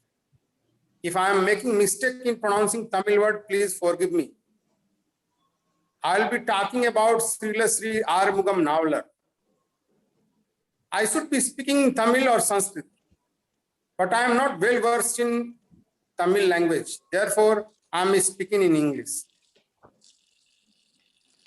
When I studied Arumugam Navlar, I realized that post-industrial revolution, he was the first Hindu in the world who started Hindu Renaissance and Resurgence movement. Prior to Swami Dayananda Saraswati, who founded Arya Samaj, and much before Swami Vivekananda. Argum Nalar was born on 18th December 1822. He is 1 year senior in the age than Swami Dayananda Saraswati, who was born in year 1823. Argum Nalar started his Hindu Renaissance activity in 1847, much before Swami Dayananda Saraswati. Many great people have said Argum Nalar as a champion reformer. In my opinion, putting on him reformer labor is limiting his personality and work. He was not just a reformer. No doubt reform was part of his work. But he was a personality of Hindu Renaissance and resurgence. When Argum Nalar was born, Hindu Dharma, Hindu Samaya was attacked from all sides by both Christian and Muslim in Bharat, also in Sri Lanka, politically, economically, intellectually, and theologically. In Sri Lanka, Jaffna area, Hindu Samaya and society was attacked by Christian. That was the time when they used to publish books and tracts condemning our god and goddesses and dharma. Someone rightly wrote about Argum Nalar.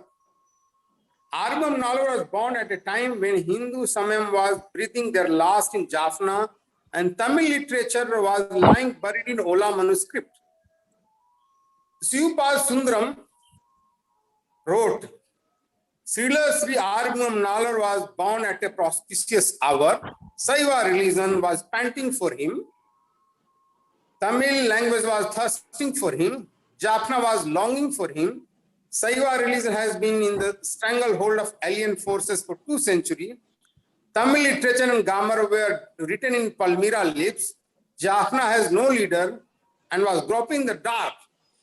Nalar saw and gave them all relief, unquote. Ganpati Pillai wrote, quote, it was Christianity or rather the challenge posed by the Christianity that gave Nalar to Hinduism, unquote. Nalar studied Tamil literature and became master in Tamil grammar. You all know, he was a great grammarian. He has studied English well. He also studied Sanskrit and Agama. For your information, here I am just mentioning you, he has given 81 references from the original Sanskrit scripture text and the literature. For those who talk about differences and enmity between Tamil and Sanskrit, for their benefit, I am telling you here, I am also a grammarian from the Sanskrit side. You know, as a history goes, the tradition goes, there is a saying that Maheshwar Shutrani, that is Siva Shutra, came from the Udugu. You know, we call in North India Dambaru. In Tamil, you say Udugu. You know, that Siva Sutra is I un, real rik, I ong, I ouch, havrat, lana, yamangananam, chabaya, khada dasa, jabagada dasa, khafatha chatata, chatatava, kapaya, sasasarhal. Iti Maheshwar Sutrani. These are the Sutrani. And based on this Maheshwar Sutrani, Indra wrote Aindra grammar, that is known as Aindram. And based on this Aindram, Tolkapi wrote Tamil grammar. And this is fact, no one can deny this.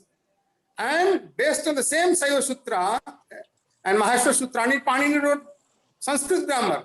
So you can say both are the sister. So therefore, they have large number of similarity. Those who talk about the differences, that is totally wrong. And therefore, I am telling you, Nalar was a Tamil scholar and Sanskrit scholar. And he has command over English language. Therefore, with this expertise, he translated King James Bible from English to Tamil, which was accepted by a scholarly people as authentic translation Bible into Tamil language. There was one person who wrote, translated in Bharat also, but Nalar version was accepted as authentic. By translating Bible, he understands the weakness and contradiction of Bible, which later helped him in his life when he has started challenging Christian missionary activity of denigrating Hindu god and goddess and conversion. I just want to give you the situation in Jaffna in north of Sri Lanka, mostly, how the Christians propaganda, anti-Hindu propaganda was going on, by the missionary. There was a Wesleyan missionary, John Road. I'm just quoting his word. Here is one of the common case which caused so much misery. An educated man find himself united to a wife who cannot at all sympathize with him. If God would blast this accursed marriage, one of the greatest barriers to spread the Christianity, he is blaming Hindu marriage system, who is barrier to the spread of the Christianity. Then again, one Christian missionary wrote in his writing, quote, "It is doubtless true that peculiar state of caste in Jaffna community makes it is more difficult to eradicate it wholly from the church. It is our belief that the native church will never rise to be self-supporting, efficient and reliable until the line of distinction drawn by the caste are obliterated from their social life," unquote.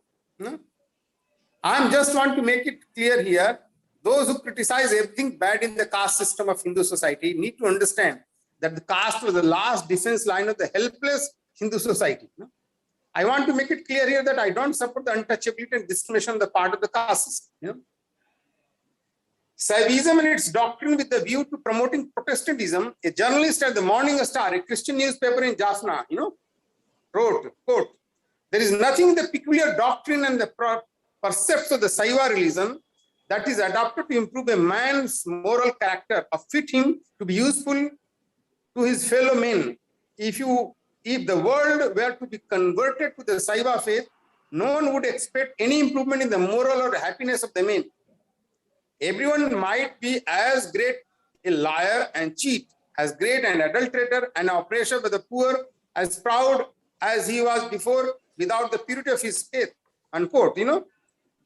Again, in the 22nd October 1946, the same Morning Star condemned Shiva and Saiva religion activity, calling them ridiculous. It also ridiculed their belief in the Bhagavan Shiva, who, according to Saiva religion, bring mortal eternal life, all while the Morning Star preached that the only road to salvation is through the Jesus Christ.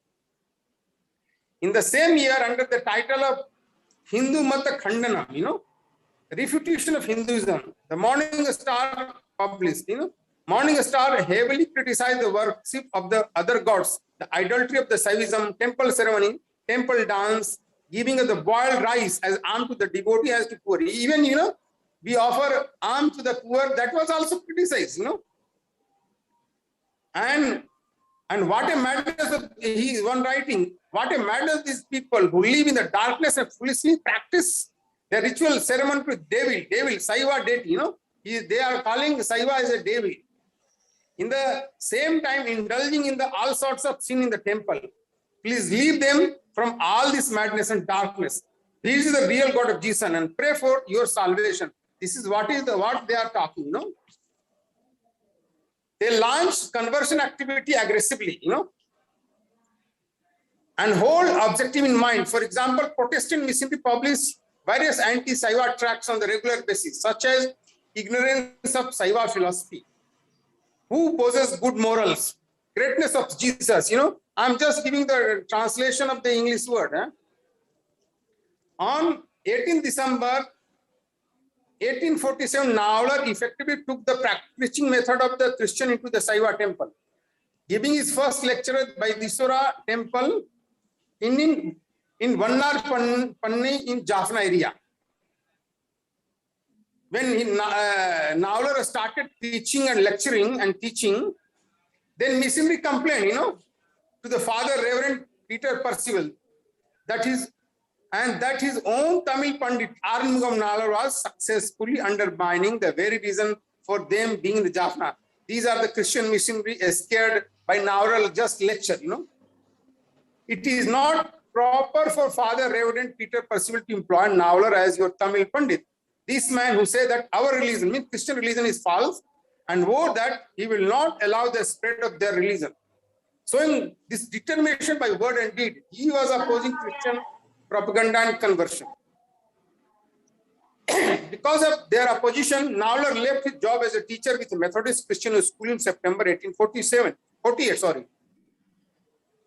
spending after almost 14 in the Christian environment, deciding not to marry or become involved in the family life and remain a lifelong brahmachari, celibate, we call in North India brahmachari, because he wanted to fully committed to this goal and to use his learning for the promotion and defense of Hindu Samayam, Saiva religion. Arumugam Navalar, major venture after leaving the teaching job was founding the Veda and Agama school, that is known as Saiva Prakash Vidyasala in 1948 to prevent the conversion. In July 1849, Navalar and his former student and colleague Sadasiv Pillai went to Madras to purchase a printing press. Can you imagine? That man was such a great revolutionary. He purchased a printing press. Arumugam Navalar returned to Jaffna to set up a printing press, naming it as a preservation of knowledge press. Vidya Anupalan Yantra. I don't know that I am making the correct pronunciation or not.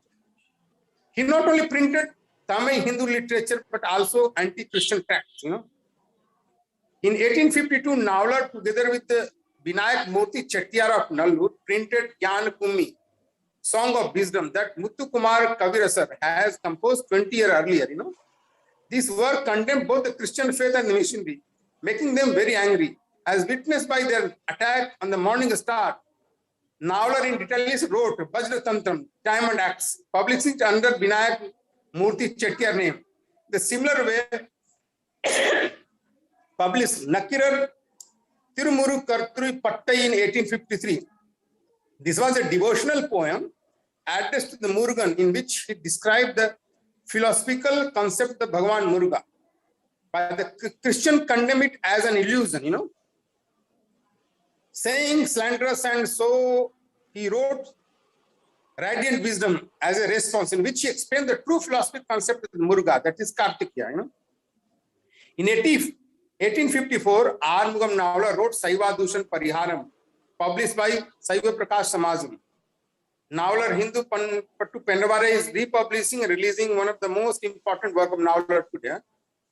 Along with the Saiva Dushan Pariharam, Navalar wrote and printed several tracts defending Hindu society and exposed Christian religions, such as, I'm just giving you the Christian, anti-Christian tract he published, Christi Mat Khandanam, can we be redeemed if we believe Jesus?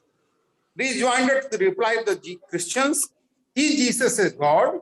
Jesus is a man who wrote Bible. Christian criticism of Protestant religion, doctrine of Trinity and a fallacy, the Bible and the fallacy of the origin of the world, the blind faith of Christian religion. Can the female study in the school of missionary? Can the female study in the school of missionary? No, I am telling so much publication those days. Even I have not came across, even those days, anyone has written so much material against Christian in Bharat. Swami Dayanand published much later. Srila Sri Arumugam Navalar was an honorary, because of their activities, Srila Sri Arumugam Navalar honorary awarded title of Christo Mata Kannan Kudati, the translation, the axeman of the forest of Christianity by the Hindu society, the axeman of the forest of the Christianity by Hindu society. You must be knowing the Tamil much better. I am not able to pronounce exact word. That is Christo Mata Kannan Kudati, Arumugam Navalar, systematically scripturally based style of preaching, developed the sermon topic were mostly ethical and theological, and covered a vast range, including the evil of adultery, drunkenness, virtue of non-killing, the conduct of women, the worship of the linga, the minor duty of Saiva, the importance of giving alms, protecting cows, Saiva Puja, Saiva Diksha, temple festival, Maya illusion, ignorance, robbing the treasure from the temples, understanding the public speaking. He believed that if his audience knew the rudiment of agamic Saivism and acted on them, they would strengthen Saivism and weaken Christianity. Simultaneously, Navalar attacked Christianity and missionary activity against Saivism. The lecture series and its circuit continued on a regular basis for the several years and created a Saiva revival and renewed religious consciousness among the Hindu Tamil in Java. Navalar's early efforts and his series of lectures may possibly have countered the missionary attack on Saiva doctrine and its tradition. Also enlightening Saiva on the religious extent of Saivism, they also have brought Savai to the realization of futility of their conversion to the Christianity. In one of the lectures, he mentioned the establishment of schooling in important places of Saiva religious propaganda and instrument for the development of Tamil Hindu education and Saivism. For this purpose, we need Saiva propagandists, pracharak, and teacher with proper education. Several tested children from among those progressing good conduct, intelligence, a desire for learning, determination, and good health should be brought together, provided with the food and clothing, and taught high level grammatical work and Saiva canonical treatise. From among them, those who show achievement may be appointed as teacher and Saiva propagandist, that is a prachara, About Christian conversion, Navlar said, quote, that people here are not accepting that false religion of Christianity. Christians are winning over the poor who have no religious knowledge, providing them with the material benefit and cunningly offering them instruction in the English language, which is today greatly needed for achievement in our lives. Furthermore, they are confusing and leading to the ruin those who are ignorant of the greatness of Saiva religion through preaching and publishing abuse about Saivism, saying that Saiva is no god, the Saiva religion is paganism, and that Saivites are ignorant people who are slaves of Satan. Such action stem from their money-based arrogance and mental confusion. You can understand, even now this is happening, He wrote that their money-based arrogance. Can you imagine, More, he wrote. Here I want to mention one very important thing. Nowadays, people are talking mostly about Tamil identity in the political circle. I want to clear here for education of everybody, the knowledge of everybody, how Navlar did the political activism. When the British colonial government introduced the Legislative Council in Sri Lanka, they were looking for higher class, wealthy, educated Tamil to represent the Tamil community as an unofficial member in the Legislative Council. The colonial government found that Arumugam Natha Pillai Kumaraswamy is the most suitable candidate for this position. After the demise of Arumugam Natha Pillai Kumaraswamy, it was vacant for 2 years. Thereafter, on his place, Mr. S. Kasi Chetty was appointed. Muthu Kumaraswamy served till 1879. After this, there was a competition between two candidates to fill the vacant seat. One was Punnambalam Ramanathan, son of Punnambalam Mudaliyar, and nephew of Muthu Kumaraswamy, an advocate at Supreme Court. Another candidate from the same family was Christopher Brito, but a Christian. Brito has received his early education at Colombo Academy, where he won the Mathematics and Turner Prize. He was the first Ceylonese Sri Lankan to obtain a BA degree from the Calcutta University. After teaching for some time in Colombo, he then took his law degree and quickly rose to the district judge in Batticaloa. In December 1871, he was elected to represent the St. Paul ward in the Colombo Municipal Council. Apart from this, Brito was a prominent social activist. Here, important thing is that Ramanathan only qualifies with his being a Hindu and of a reputable family. Arumugam Navlar was determined to move heaven and earth to make people know his choice of Punnambalam Ramanathan, because he was alive to the fact that in Sri Lanka, Hindu and Buddhists form the majority of their population, and their religion, culture, and traditional value would be safeguarded only by Hindu and Buddhist representative, not by Christian representative. Sorry.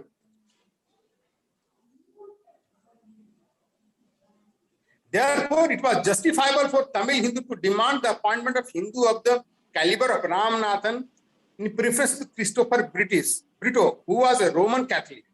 The candidate whom Navlar chose to back was a weaker candidate and little known to the Tamil community, being from Colombo, best high-class family of A. Kumaraswamy, a weaker candidate in terms of Christopher Brito.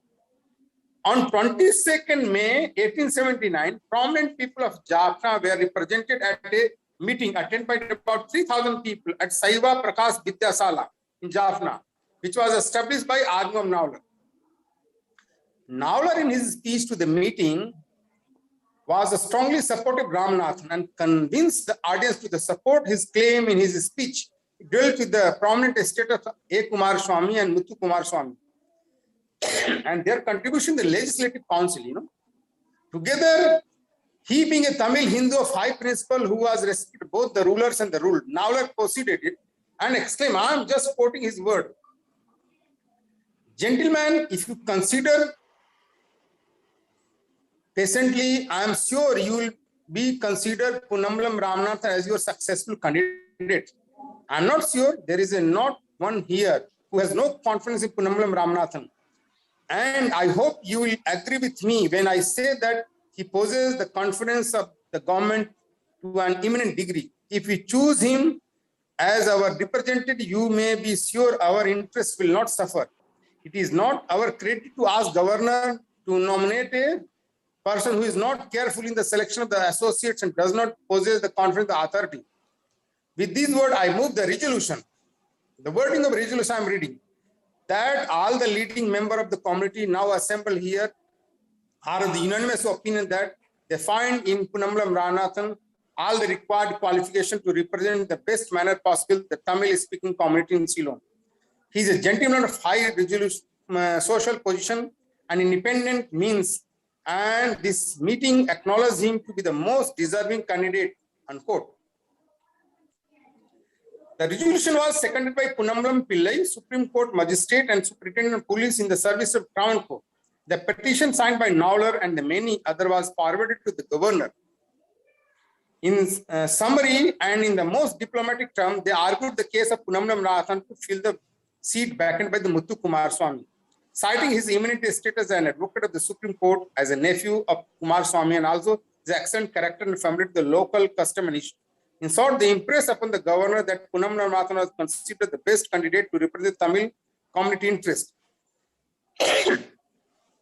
Accepting Nowler's argument, governor appointed Ramanathan as an official member of the Legislative Council to fill the position left vacant by Muthu Kumaraswamy. And so Nowler provided Punnambalam Ramanathan with his first stepping stone into an arena in which he served the Hindu society and Sri Lankan nation unceasingly for the 5 decades. So this is, you can see how he was determined only Hindus should be selected to represent Tamil, not a Christian. So this need to be understood by Sri Lankan Hindu as well as Bharat Hindu, Bharat Tamil. This part need to understand. Those who talk only as a Tamil language as a basis of Tamil identity should learn Arngam Nowler personal example, And I am just giving you another, there was one Kopai Sabapati Nowler, who was a Nowler disciple, He wrote, quote, to this day, there are several types of identities such as caste identity, language identity, and patriotism that are valued by the human being. Among these, patriotism is higher than the caste consciousness, but religious consciousness is higher than the language consciousness. Caste consciousness, patriotism, and the language consciousness are the aspect of the knowledge that are one displaying the relation to the world outside oneself. But religious consciousness is not like this. Therefore, human beings should show the greatest regard for the religious consciousness above all type of consciousness. This is very important message by his disciple. Another very important point I want to make it here clear. Those who talk about Aryan and Dravidian identity divide should also learn from Arngam Nowler. He wrote a book titled The Method of Educating Aryan Women. He used to call our women Aryan women. Nowler, in his final lecture, that is his final lecture. For the last 32 years, I have been preaching Saivism to the people. I am quoting from his word. The missionary thought to themselves that after my demise, the Saiva religion will deteriorate. Therefore, please find a suitable person to preach Saivism. There will be people like me coming forward and appropriate knowledge and talent in the Saivism, but there will be no one like me coming forward to preach the religion without any conspicuous return. This is my final lecture. Arngam Nowler left his mortal body in year 1879. Thereafter, his disciple, like Kopai Sabapati Nowler, continued his work for another 40 years. No, the impact of his work, I am reading from his American Mission Report, 1897, they reported.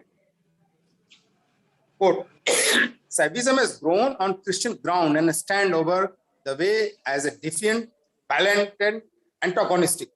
Its leaders have been educated in mission institutions and are now copying mission methods, establishing their college and putting up its building by subscription, starting village schools, sending out preachers for the villagers, meeting and distributing tracts and other literature broadcast. As the support of the temple see their craft in danger, the antagonism is greater, unquote. But unfortunately, in 20th century, we failed to continue with the Hindu resurgence movement in Sri Lanka and Tamil Nadu, started by Arumugam Navalar, and got trapped in the Christian scheming, and therefore we have a large number of Hindu converting into the Christianity. To sum up, I'm just telling the personality of great Arumugam Navalar. We can see him as a person who has started Hindu resurgence movement, defending Hindu society in a diverse role of honorary teacher, founder, administrator of the school, proprietor of printing presses, publishers of book, commentator, editor, translator, poet, collector, rare manuscript, orator, author of the textbook, social and religious reformer, etc. All these roles he played, Tamil Hindu religious and cultural resurgence. In the last, I thank Navalar Hindu Panapattu Pervai for republishing book Saiva Dushan Pariharam by Srila Sri Arumugam Navalar. I hope in future, at least in some way, we will be continuing publishing Arumugam Navalar important book and the anti-Christian conversion work. Another my request is the next year is 200 year of Arumugam Navalar birth. I request Navalar Hindu Panapattu Peravai to organize 200 year of Navalar Jayanti, centenary, with the help of Hindu organization. It will inspire present generation of Hindu.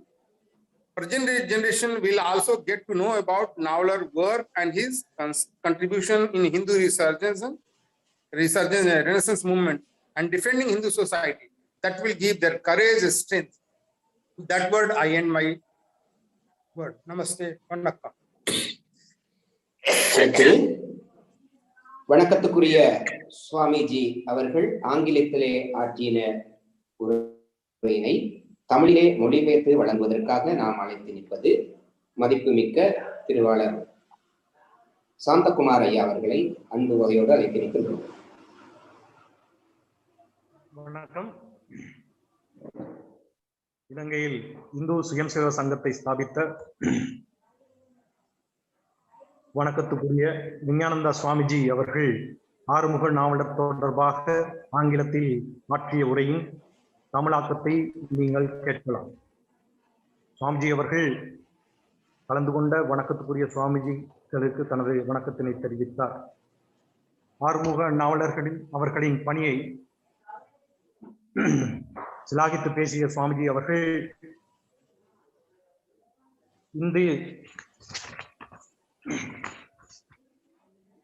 Hindu சமயத்திற்கும் தமிழுக்குமாக ஆறுமுக நாவலர் ஆற்றிய அரும்பெரும் பணிகளை அவர் போற்றி பேசினார். மேலும் ஆறுமுக நாவலர் அவர்கள் வாழ்ந்த காலத்திலே இந்து மதத்தை மிகவும் மோசமான முறையில் கிறிஸ்தவ மிஷனரிகள் வெவ்வாறான இந்து சமய சடங்குகளை பழித்து பல பிரசுரங்களை முன்வைத்தார்கள். இவர்களுக்கு எதிராக ஆறுமுக நாவலர் ஆற்றிய பணியானது காலத்தால் அழியாத ஒரு பணியாக இருந்தது என்று சுவாமி அவர்கள் கூறினார்.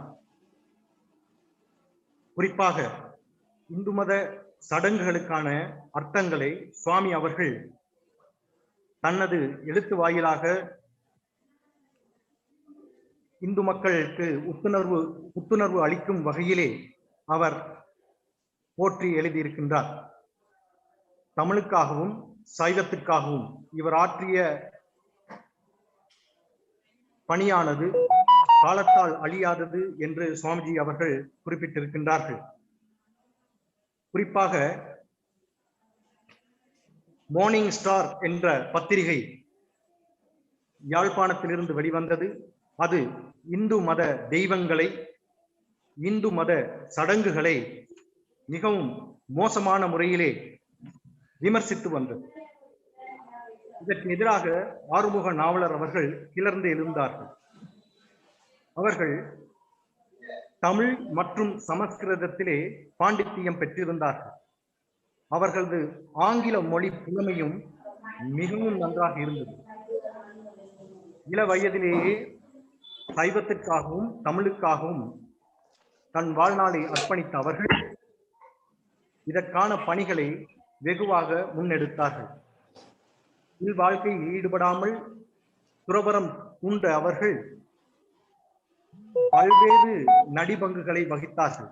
குறிப்பாக சிறந்த ஆசிரியராக, சிறந்த பதிப்பாசிரியராக, சிறந்த பிரசங்கராக, சிறந்த எழுத்தாளராக அவர் இருந்து வந்தார்.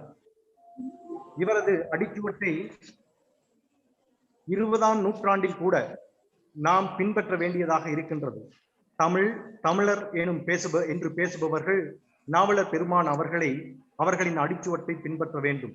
அதோடு திராவிடம் பேசுபவர்களும் நாவலர் பெருமான் ஆற்றிய பணியை சற்று சீர்தூக்கி பார்க்க வேண்டும். நாவலர் பெருமான் அவர்கள் இலங்கையில் மட்டுமல்ல, இந்தியாவிலும் கூட தமது சமய பணியை ஆற்றியவர்கள். அந்த காலத்திலே தமிழ்நாட்டிலும் இலங்கை போன்றே மத மாற்றங்கள் நிகழ்ந்து வந்தது. அங்கும் இந்து சமயத்தை ஒருபுறம் இஸ்லாமும் மறுபுறம் கிறிஸ்தவமும் ஆக்கிரமித்துக் கொண்டிருந்தது. ஏழை இந்து மக்கள் அவர்களுக்கு பலியாகி கொண்டிருந்தார்கள். இந்த தருணத்திலே சுவாமி அவர்கள் பெரும்பணி ஆற்றி தன் பிரசங்கம் வாயிலாக மற்றும் தன் எழுத்துக்கள் வாயிலாக சமயத்திற்காக, சைவ சமயத்திற்காக அரும்பணி ஆற்றினார்கள். எனவே இவரது பணியை நாம் போற்றி வளர்க்க வேண்டும்.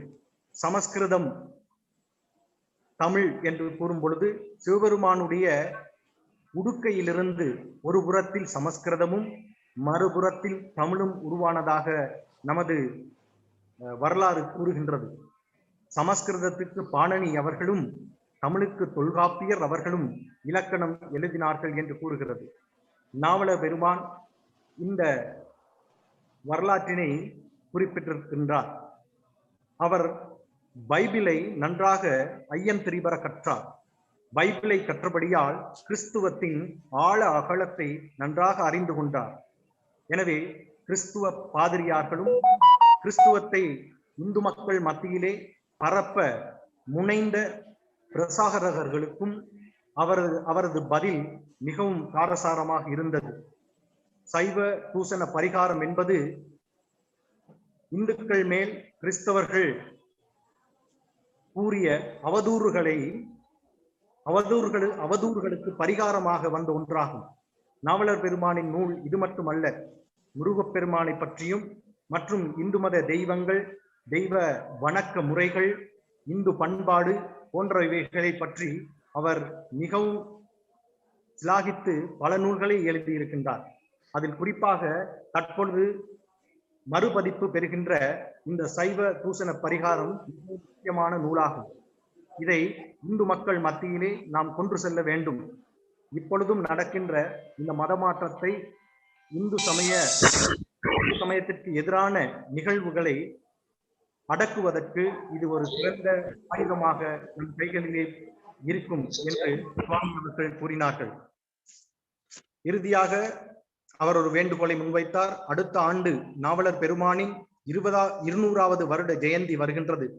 எனவே அதை கொண்டாடுவதற்கு இந்த மீள் பிரசுரத்தை எடுத்து செய்கின்ற இந்த நாவலர் பண்பாட்டு மையம் அதற்குரிய நடவடிக்கைகளை மேற்கொள்ள வேண்டும் என்று சுவாமி அவர்கள் கேட்டுக்கொண்டார்கள்.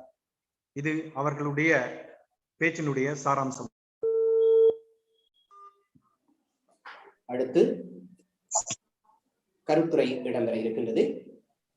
கருத்துரையினை வழங்குவதற்கு நாம் அன்போடு அழைத்து நிற்பது திருவாளர் அரவிந்தன் நீலகண்டன் ஐயா அவர்கள்.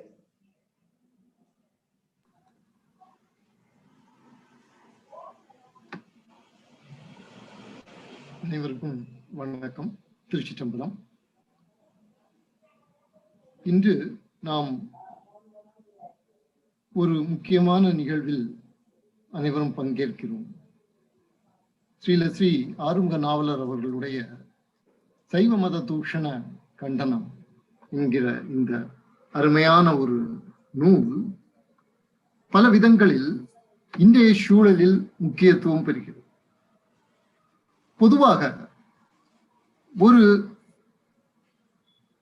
ஆளுமை ஒரு இலக்கியத்தை படைக்கும் பொழுது, சமயத்திலாகட்டும் இல்லை என்று சொன்னால் சமூக சூழலிலாகட்டும், அவர்கள் வாழக்கூடிய அந்த சூழலுக்கு அந்த குறிப்பிட்ட இலக்கியம் எதிர்வினை ஆற்றக்கூடியதாக அல்லது உவந்து வினை ஆற்றக்கூடியதாக அமையும். மிகச்சிறந்த இலக்கியங்கள் தான் அக்காலத்தினுடைய சூழலையும் தாண்டி பயன் அளிக்கக்கூடியவையாக இருக்கும். நம்முடைய தேவாரம், திருவாசகம், திருமந்திரம், நம்முடைய திருமுறைகள், திவ்ய பிரபந்தம், இவை அனைத்துமே நீங்கள் பார்த்தீர்கள் என்று சொன்னால் அந்த காலகட்டத்தில் இருக்கக்கூடிய பிரச்சனைகளுக்கு, அன்றைக்கு அவர்கள் சந்தித்த சவால்களுக்கு, அன்றைய சூழலில் மக்களினுடைய ஆன்மீக சமுதாய தேவைகளுக்கான பதில்களும் அவற்றில் இருக்கும். அதை தாண்டி எல்லா காலத்திற்கும் பயன்படக்கூடிய விஷயங்களும் அதில் பொதிந்திருக்கும், அமைந்திருக்கும். ஸ்ரீ ஆறுமுக நாவலரினுடைய இந்த குறிப்பிட்ட நூலும் அத்தகைய காலம் தாண்டிய ஒரு தன்மை கொண்ட நூல். 2 சமயங்கள் ஒன்றோடொன்று மோதக்கூடிய ஒரு சூழ்நிலை உருவாகிறது. ஒரு சமயமானது அது எவரையும் மதம் மாற்றுவதை பற்றி யோசிப்பதில்லை. சமய பிரச்சாரகர்கள், அந்த சமயத்தினுடைய சமய பிரச்சாரகர்கள் அந்த சமயத்தினுடைய கருத்துக்களை கூறுகிறார்கள். மக்களுக்கு எப்படி பூஜைகள் செய்ய வேண்டும் என்பதை கூறுகிறார்கள். அவர்களை ஆன்மீக நெறியில் நெறிப்படுத்துகிறார்கள். சமய பிரச்சாரம் என்பது மனிதனை, சமுதாயத்தை ஆன்மீக நெறியில் நெறிப்படுத்துவது மட்டுமே அன்றி மற்றொரு மதத்தை தாக்குவதோ மற்றொரு மதத்தில் இருப்பவர்களை தன்னுடைய மதத்திற்கு இழுக்க வேண்டும் என்பதோ அல்ல என்பது இந்த மதத்தினுடைய ஒரு கோட்பாடாக இருக்கிறது. மற்றொரு மதம் வருகிறது. அந்த மதம் என்ன சொல்கிறது? என்னுடைய மதம் மட்டும்தான் உண்மை, மற்ற மதங்கள் அனைத்தும் பொய். ஆகவே இந்த பொய்யில் வாழக்கூடியவர்களை உண்மையான பகுதிக்கு இழுக்க வேண்டும். இருளில் வாழ்ந்து கொண்டிருக்கிறார்கள், அவர்களை உண்மையான இந்த ஒளியாகி என்னுடைய மதத்திற்கு கொண்டு வர வேண்டும் என்று அந்த மதத்தினர் கருதுகிறார்கள். அந்த மதத்தினரிடம் ஆட்சி அதிகாரம் இருக்கிறது. அப்படி இருக்கக்கூடிய சூழ்நிலையில் இந்த மதத்தின் மீது தாக்குதல் நடத்தப்படும் பொழுது இது எப்படி எதிர்வினை ஆற்ற வேண்டும் என்பது கூட இவர்களுக்கு தெரியாத ஒரு சூழ்நிலையாக அமைகிறது. இப்படிப்பட்ட சூழலில் எதிர்வினைகள் பல விதத்தில் வரலாம். என்னுடைய மதத்தில் மோசமான விஷயங்கள் இருக்கிறது என்று சொல்கிறாயா, உன்னுடைய மதத்திலும் மோசமான விஷயங்கள் இருக்கின்றன என்கிற ரீதியிலான இதை வாட் அபவுட்டரி என்று சொல்லுவார்கள். என்னுடைய மதத்தில் பகுத்தறிவுக்கு ஒவ்வாத விஷயங்கள் இருக்கிறது என்றால் உன்னுடைய மதத்திலும் பகுத்தறிவுக்கு ஒவ்வாத விஷயங்கள் இருக்கின்றனவே என்று காட்டக்கூடியது. இப்படி மட்டும் அவர் காட்டிவிட்டு சென்றிருந்தார் என்று சொன்னால் இந்த குறிப்பிட்ட நூலானது இன்றைக்கு ஏதோ அந்த காலத்தில் அவர் எழுதி வைத்தார், அந்த காலத்து சூழ்நிலையை பிரதிபலிக்கக்கூடியது என்பதை தாண்டி நாம் அதை பற்றி பேச வேண்டிய அவசியம் இருக்காது. இன்றைக்கு அதே சூழ்நிலைகள் இருக்கக்கூடிய காலகட்டத்தில் நாம் அதை எடுத்து பயன்படுத்தலாம், அவ்வளவுதான். அது ஒரு ஆயுதம். அதை தவிர அது ஒரு வழிகாட்டும் நூலாக அமையாது. ஆனால் ஆறுமுக நாவலர் அவர்களுடைய நூலை நீங்கள் நன்றாக பார்த்தீர்கள் என்று சொன்னால் அந்நூல் அப்படி அமையவில்லை. பொதுவாக கம்பேரிட்டிவ் ரிலிஜன் என்று சொல்லுவார்கள். ஒரு மதத்தில் இருக்கக்கூடிய நல்ல கூறுகளையும் மற்றொரு மதத்தில் இருக்கக்கூடிய நல்ல கூறுகளையும் இணைத்து பார்க்கக்கூடிய தன்மை, அவற்றை ஒப்பிட்டு பார்க்கக்கூடிய தன்மை, இவை நல்ல ஒரு பாசிட்டிவான ஒரு கம்பேரிட்டிவ் ரிலிஜனாக அமையும். என்னுடைய மதத்தில் இருக்கக்கூடிய நல்ல கூறுகளையும் உன்னுடைய மதத்தில் இருக்கக்கூடிய மோசமான கூறுகளையும் நாம் ஒப்பிட்டு பார்த்தோம் என்று சொன்னால் அது ஒரு மோசமான கம்பேரிட்டிவ் ரிலிஜன் ஸ்டடி என்று சொல்லலாம். மதங்களை ஒப்பிடும் பொழுது, உதாரணமாக என் வீட்டில் இருக்கக்கூடிய பூஜை அறையை உங்கள் வீட்டினுடைய கழிப்பறையோடு ஒப்பிட்டுக் கொண்டு நான் என்ன சொல்றேன், உங்களுடைய வீடே மோசமாக இருக்கிறது, என்னுடைய வீடு மிகவும் உயர்ந்ததாக இருக்கிறது என்று சொன்னால் அது எத்தனை மடத்தனமாக இருக்குமோ, அது எவ்வளவு ஒவ்வாத ஒரு வாதமாக இருக்குமோ அப்படிப்பட்டதுதான். என்னுடைய மதத்தில் இருக்கக்கூடிய பகுத்தறிவுக்கு ஒவ்வாத விஷயங்களையும் உங்களுடைய மதத்தில் இருக்கக்கூடிய மிகவும் உயர்ந்த விஷயங்களையும் எடுத்துக்கொண்டு பேசுவது. ஆறுமுக நாவலர் அதை செய்யவில்லை. இந்த நூலில் நீங்கள் பார்த்தீர்கள் என்றால் ஒன்று தெரியும், எந்த இடத்திலும் அவர் மற்றொரு மதத்தை கண்டனம் செய்யவில்லை. மாறாக அந்த மதத்தில் இருக்கக்கூடிய அடிப்படையான சில விஷயங்களை எடுத்து அவர் காட்டுகிறார். இதோ பாருங்கள், இதில் நீங்கள் இதையெல்லாம் வடத்தனம் என்று நீங்கள் சொல்வீர்களே என்று சொன்னால் இதே விஷயங்கள் உங்களுடைய மதத்தில் இருக்கின்றன. இங்கு ஆலய வழிபாடு இருக்கிறது, அங்கும் ஆலய வழிபாடு இருக்கிறது. இங்கு தீப தூப ஆராதனைகள் இருக்கின்றன, அங்கும் தீப தூப ஆராதனைகள் இருக்கின்றன. ஒரு நடுகள் போல ஒன்றை வைத்து அதன் மீது எண்ணெயை அபிஷேகம் செய்து வழிபடக்கூடிய ஒரு தன்மை உங்களுடைய மதத்திலும் இருந்திருக்கிறது. சில குறிப்பிட்ட இடங்களை புனிதமான இடங்கள் என்று கருதி அந்த இடத்திற்கு யாத்திரிகை செல்லக்கூடியது உங்களுடைய மதத்திலும் இருந்திருக்கிறது. இது எல்லாவற்றையும் அவர் காட்டுகிறார். இங்கு மீண்டும் ஸ்ரீ ஆறுமுக நாவலரினுடைய மேதமை தன்மை, அது உண்மையில் சான்றோர்களுக்கேயான மேதமை தன்மை எப்படி வெளிப்படுகிறது என்று பாருங்கள். இதே விஷயத்தை ஒரு ஐரோப்பியன் அன்றைக்கு செய்திருந்தான் என்று சொன்னால், ஒரு ஐரோப்பிய பண்டிதன் அன்றைக்கு செய்திருந்தான் என்று சொன்னால், அவன் என்ன செய்திருப்பான்?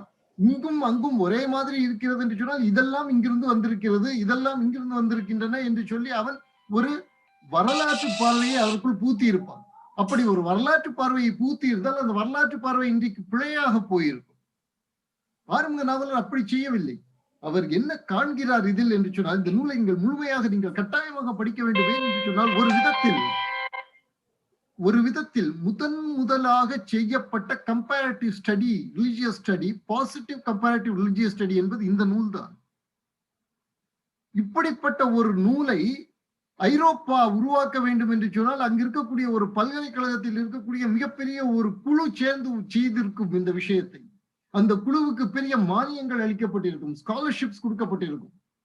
ஆனால் இங்கு ஆறுமுக நாவலர் இருக்கக்கூடிய ஒரு தனி மனிதர் அங்கு இருக்கக்கூடிய சமய நூலை எடுத்து அதன் உள் விரிவாக படித்து அதில் இருக்கக்கூடிய கூறுகளை அவர் புரிகிறார்.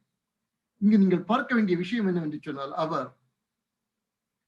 அவர்களுடைய மத நூலை எடுக்கிறார். அம்மத நூல் இரண்டாக இருக்கிறது. ஒன்று பழைய ஏற்பாடு, இன்னொன்று புதிய ஏற்பாடு. பழைய ஏற்பாடு என்று சொல்லும் பொழுது, புதிய ஏற்பாடு என்று சொல்லும் பொழுது அதில் இருக்கக்கூடிய ஒரு கூறினை நீங்கள் பார்க்க வேண்டும். என்ன?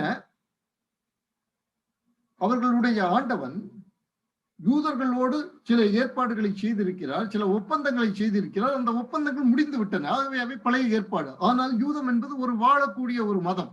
அப்படி வாழக்கூடிய ஒரு மதத்தினுடைய ஒரு புனித நூலை எடுத்து, அந்த புனித நூலே ஒரு பழைய ஏற்பாடு, அது பழையது, முடிந்து விட்டது, இதோ புதிய ஏற்பாடு வந்து விட்டது என்று சொல்வது மிகவும் ஒரு ஆக்கிரமிப்பு தன்மையுடைய ஒரு செயல்.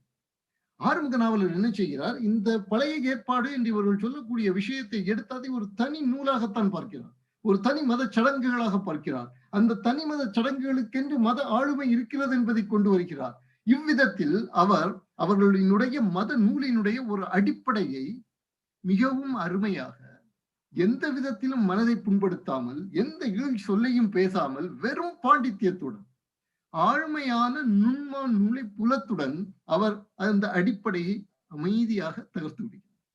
அப்படி தகர்த்ததனுடைய விளைவாக அவர்கள் தங்களினுடைய மத பிரச்சாரத்தை அவர்களுடைய இறையியல் அடிப்படையில் செய்ய முடியாத ஒரு சூழ்நிலையை அவர் உருவாக்குகிறார். ஒரு நல்ல ஒரு சதுரங்க விளையாடக்கூடியவன் எப்படி அந்த எதிராளி வேறு எந்த விதத்திலும் தன்னுடைய காயை நகர்த்த முடியாமல் செய்வானோ அதுபோல அவர் செய்து விடுகிறார். இது நமக்கு ஒரு திறப்பை அளிக்கிறது. நாம் எப்படி இன்னொரு மதத்தினுடைய வாதத்தை நாம் அணுக வேண்டும் என்பதற்கான ஒரு திறப்பை இது கொடுக்கிறது. இது ஒரு முக்கியமான முதல் முயற்சி.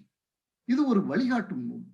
இந்த வழிகாட்டு நூல் இங்கு கொடுக்கப்பட்டிருக்கக்கூடியதனுடைய காரணம், மீண்டும் வெளியிடப்பட்டிருப்பதனுடைய காரணம் என்னவென்று சொன்னால், இதனை பயன்படுத்தி நாம் இதனை முன்னகர்த்த வேண்டும். அப்படி முன்னகர்த்தியவர் ஒருவரும் இலங்கையிலேயே இருந்தார். ஸ்ரீ ஆறுமுக நாவலருக்கு பின்னால் தோன்றியது ஒரு முக்கியமான ஒரு அறிஞர். அவர் செயல்பட்டது என்னவோ கலை சம்பந்தமான விஷயங்கள், கலை சமயம் சம்பந்தமான விஷயங்கள், தொடர்பான விஷயங்கள். அனந்த குமாரசுவாமி அவர்கள் ஒரு விதத்தில் ஆறுமுக நாவலினுடைய இந்த செயல்பாட்டினை இன்னும் ஆழமாக முன்னகர்த்தி எடுத்து சென்றார். எப்படி நம்முடைய கலைகளை நாம் பார்க்க வேண்டும், நம்முடைய இதிகாச புராணங்களை நாம் பார்க்க வேண்டும். ஒரு எடுத்துக்காட்டு சொல்லலாம். கணக்கில் புலி என்று நான் சொல்கிறேன் ஒருவரை என்று சொன்னால், இன்றைக்கு பகுத்தறிவு என்கக்கூடிய விதத்தில் பேசக்கூடியவர்கள் அவர் கணக்கில் புலி என்று சொன்னால் அவருக்கு 4 கால்கள் இல்லையே என்று கேட்டால் அது எத்தனை மடத்தனமாக இருக்கும். அதை பகுத்தறிவு என்று நாம் ஏற்றுக்கொள்வோமா? ஒருவன் சொல்கிறான், நான் கணக்கில் புலி. அப்படியா? உனக்கு 4 கால்கள் இல்லையே, உன்னுடைய தோளில் மஞ்சள் உடம்பும் அதில் கருப்பு பட்டைகளும் இல்லையே, ஆகவே நீ எப்படி புலியாக முடியும் என்று ஒருவன் கேட்டான் என்று சொன்னால், அவனை நாம் பகுத்தறிவாளன் என்று சொல்ல மாட்டோம், உனக்கு புரிதலில் பிரச்சனை இருக்கிறது என்று சொல்லுவோம். இன்றைக்கு தமிழ்நாட்டில் பகுத்தறிவு என்கக்கூடிய விதத்தில் பேசக்கூடியவர்கள் அனைவருமே இந்த விதத்தில் தான் பேசிக் கொண்டிருக்கிறார்கள். ஆறுமுக நாவலர் அவர்கள் 1854 இந்திய முதல் விடுதலை போருக்கு 3 ஆண்டுகளுக்கு முன்னால் அவர் நம்முடைய ஒரு உரையாடலை எந்த உயர்ந்த தளத்திற்கு எடுத்து சென்றிருக்கிறார் என்று சொன்னால் மிகப்பெரிய ஒரு உயர்ந்த தளம். ஒரு விதத்தில் அவர் மிஷினரிகளுக்கு கூட ஒரு அருளை அளித்திருக்கிறார். ஏனென்று சொன்னால், இதோ பாருங்கள், நீங்கள் இந்த மாதிரிப்பட்ட ஒரு கீழ்த்தரமான இடத்தில் நின்று நீங்கள் சண்டை போடாதீர்கள், எங்களோடு சண்டை போடுவது என்று சொன்னால் எங்களுக்கென்று ஒரு உயர்ந்த தளம் இருக்கிறது, அந்த தளத்தில் வந்து எங்களுடன் வாதம் புரியுங்கள் என்று சொல்லக்கூடிய ஒரு சவாலை அவர் முன்னே வைக்கின்றார். அவ்விதத்தில் அவர்களுடைய தராதரத்தை கூட அவர் உயர்த்துகிறார்.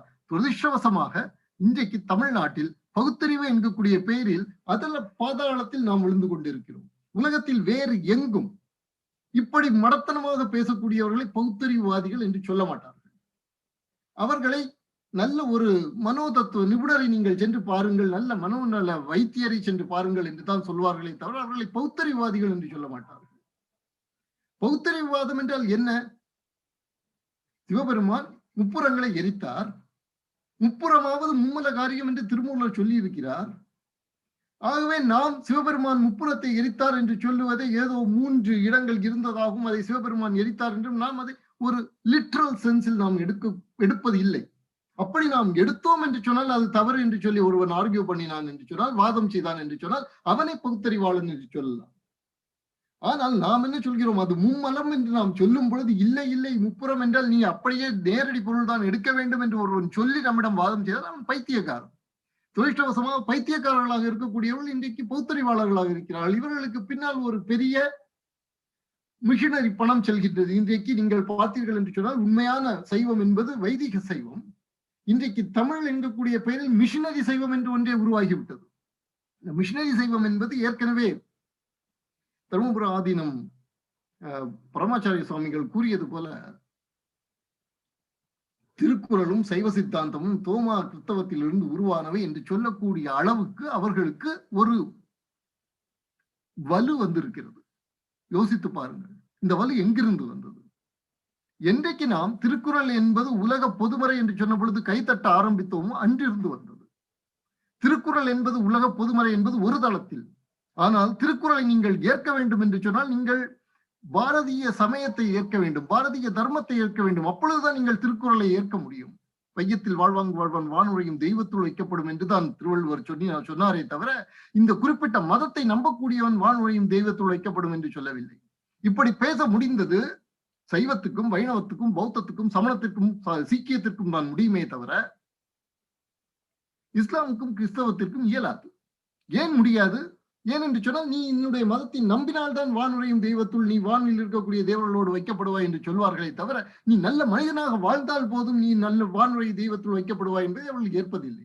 எந்த இடத்தில் நாம் விட்டு விட்டோம் என்று பாருங்கள். உலக பொதுமறை என்று சொன்னால் உலக பொதுமறையாக இருக்க வேண்டும் என்று சொன்னால் நீ இந்த சைவ சமயத்துக்குள் வர வேண்டும். வந்தால் தான் இது திருக்குறளை உலக பொதுமறை என்று நீ சொல்ல முடியும். இல்லை என்று சொன்னால் சொல்ல முடியாது.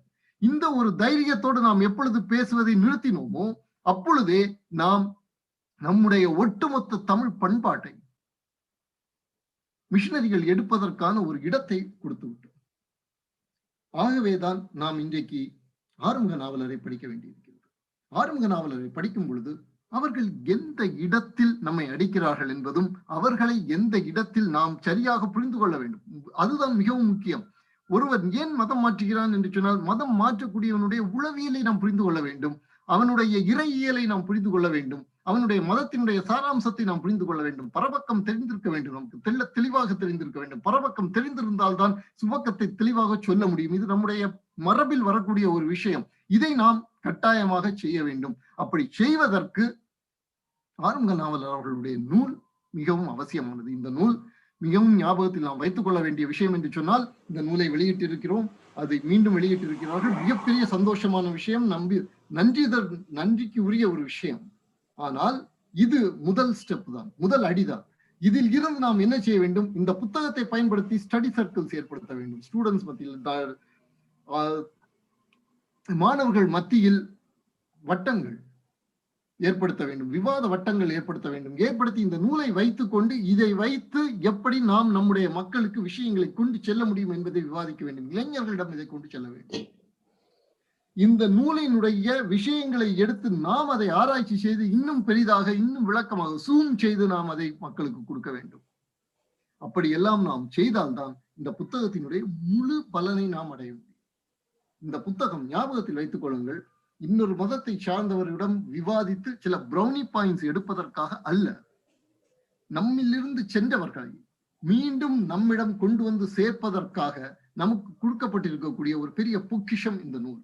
அவ்விதத்தில் இந்த நூலை நாம் பயன்படுத்த வேண்டும். பயன்படுத்தி நாம் இழந்த நம்முடைய சகோதர சகோதரிகளை மீண்டும் நம்முடைய தார்மீக தர்ம குடும்பத்தில் நாம் சேர்க்க வேண்டும். அதற்கு எல்லாம் அல்ல சிவபெருமான் அருள் புரிவார் என்று சொல்லி இதை உருவாக்கி இந்த சந்தர்ப்பத்தை உருவாக்கி அளித்த நாவலர் இந்து பண்பாட்டு அமைப்பிற்கும் என்னுடைய வணக்கங்களையும் நன்றிகளையும் சொல்லி இங்கு வாழ்த்துறைகளும் ஆசியுரைகளையும் வழங்கிய அனைத்து குருமகா சன்னிதானங்களுக்கும் துறவிகளுக்கும் என்னுடைய வணக்கங்களை சொல்லி நன்றி. வணக்கம். திருச்சிற்றம்பலம். நல்லை நகர் நாவலர் பிறந்திலரே சொல்லு தமிழங்கே சுருதி எங்கே, எல்லாவரும் ஏத்து புராண ஆகமங்கள் எங்கே, பிரசங்கம் எங்கே, ஆத்தன் அறிவு எங்கே அறை. நாவலர் பெருமகனார் 2 பெரிய குறிக்கோள்களை தம் இளம் பருவத்திலே உருவாக்கி கொண்டார். தமிழன் என்ற பெருமையோடும் தலை நிமிர்ந்து வாழ வைக்கும் தாய்மொழி வளர்த்தலும் இம்மை மறுமை பயன்களை நல்கும் சமயத்தை காத்தலும் ஆகிய 2மேயா. இவற்றை தவிர வேறொன்றையும் வைக்க அவர் உள்ளம் இடந்தரவில்லை. தமிழ் சமயம் ஆகிய 2ம் என் 2 கண்கள், அவ்விரண்டும் ஒளிகுன்றாமல் இறுதி வரை காப்பது பயன்கொள்வதே என் கடல். அவை வாழ பணிபுரிதலே என் வாழ்வின் குறிக்கோள் என்று தன்னை முழுமையாக அர்ப்பணித்த பெருமகனார் ஆவார். அவ்வகையில் ஸ்ரீ ஆறுமுக நாவலரின் வரும் ஆண்டானது 200வது ஜனன தினமாகும். அத்தருணத்தில் அனைவரும் அவரின் சிந்தனைக்கு உரமூட்டி புலம்பெயர் நாடுகளிலும் இலங்கை திருநாட்டிலும் பாரத நாட்டிலும் வாழ்கின்ற சிவனருட் செல்வர்கள் இயன்றவரை அவர் தம் தடம் பற்றி எமது சனாதன தர்ம வாழ்வியல் நெறியினை பாதுகாக்க பணியாற்றுவோம். இன்று நாம் சிவசின்னம் அணிந்து பெருமை கொள்கின்றோம் என்றால் நாவலரின் பெரும் பணியினாலே உருவானது என மகிழ்ந்து எம் சமூகம் புத்துயிர் பெற்று எழுச்சி காண்பதற்கு நற்கர்மம் ஆற்றுவோம். அடுத்து திருவாளர் நிரோசன் ஐயா அவர்களது மகிழ்வுரை இடம்பெறும்.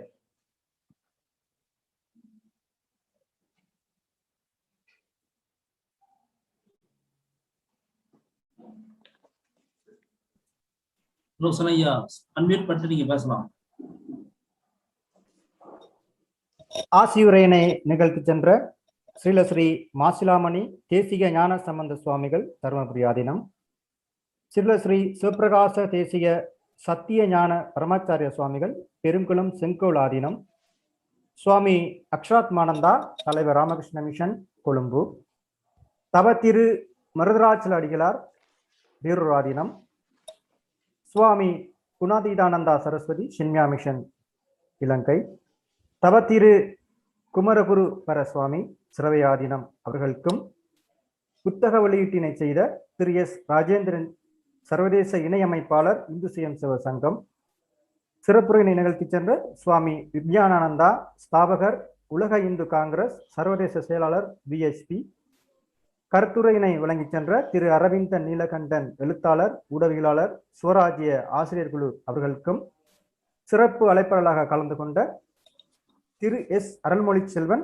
தலைவர் நாவலர் அறக்கட்டளை சிதம்பரம், திரு ஆறுமுகன் செந்தில்நாதன் முன்னாள் செயலாளர் சிவன் கோயில் சூரிச் சுவிட்சர்லாந்து, திரு கேஜி பாஸ்கரன் தலைவர் சைவமன்றம் சிட்னி முருகன் ஆலயம் ஆஸ்திரேலியா, திரு ஆர் ராமேஸ்வரம் தமிழ்துறை பரப்புரையாளர் லண்டன் பல்கலைக்கழகம், திரு சிவபாதம் கணேஷ்குமார் ஸ்தாபகர் இந்து இளைஞர் பேரவை லண்டன் மற்றும் இலங்கையிலிருந்து கலந்து கொண்ட சிறப்பு அழைப்பாளர்கள், இலங்கை பாரதம் மற்றும் புலம்பெயர் நாடுகளிலிருந்து பங்கு கொண்ட அன்பர்கள், அதிகமான எண்ணிக்கையில் கலந்து கொண்ட ஆசிரியர்கள் அதிபர்கள் உட்பட அனைவருக்கும் எமது மகிழ்ச்சியினை தெரிவித்துக் கொள்கின்றோம்.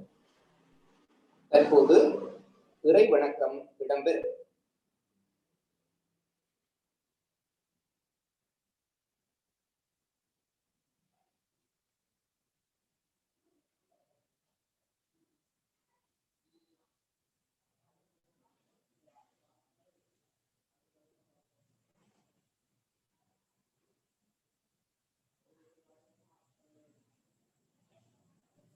அன்மியூட் பண்ணுங்க.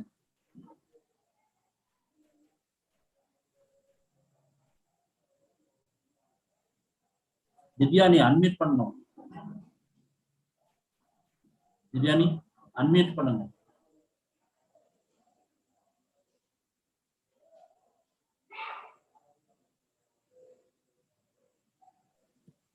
Moderator need to unmute her. Divyani unmute.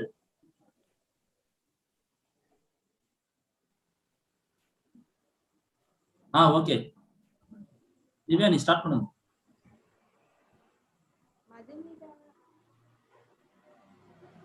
வேதநெறி தலைத்தோங்க.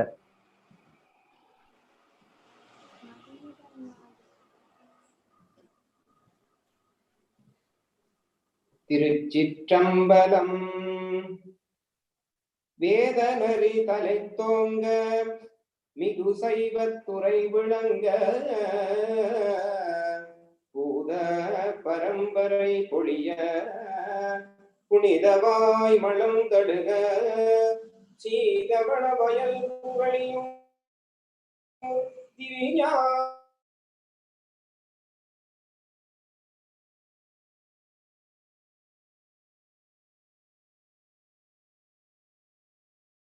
மலர் தனைக்குண்டு திருத்தொண்டு அரகர மகாதேவா நம பார்வதி பதையே.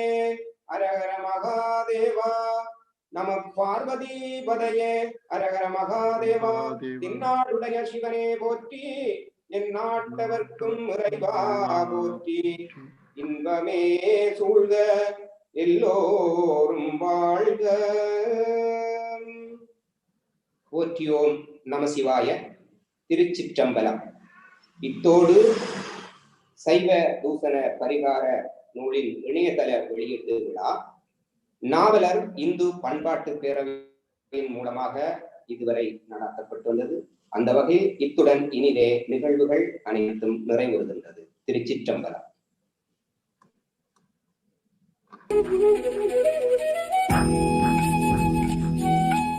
இந்நூல் வெளியீட்டு விழாவில் கலந்து கொண்ட அனைவருக்கும் மனமார்ந்த நன்றியை தெரிவித்துக் கொள்கின்றோம்.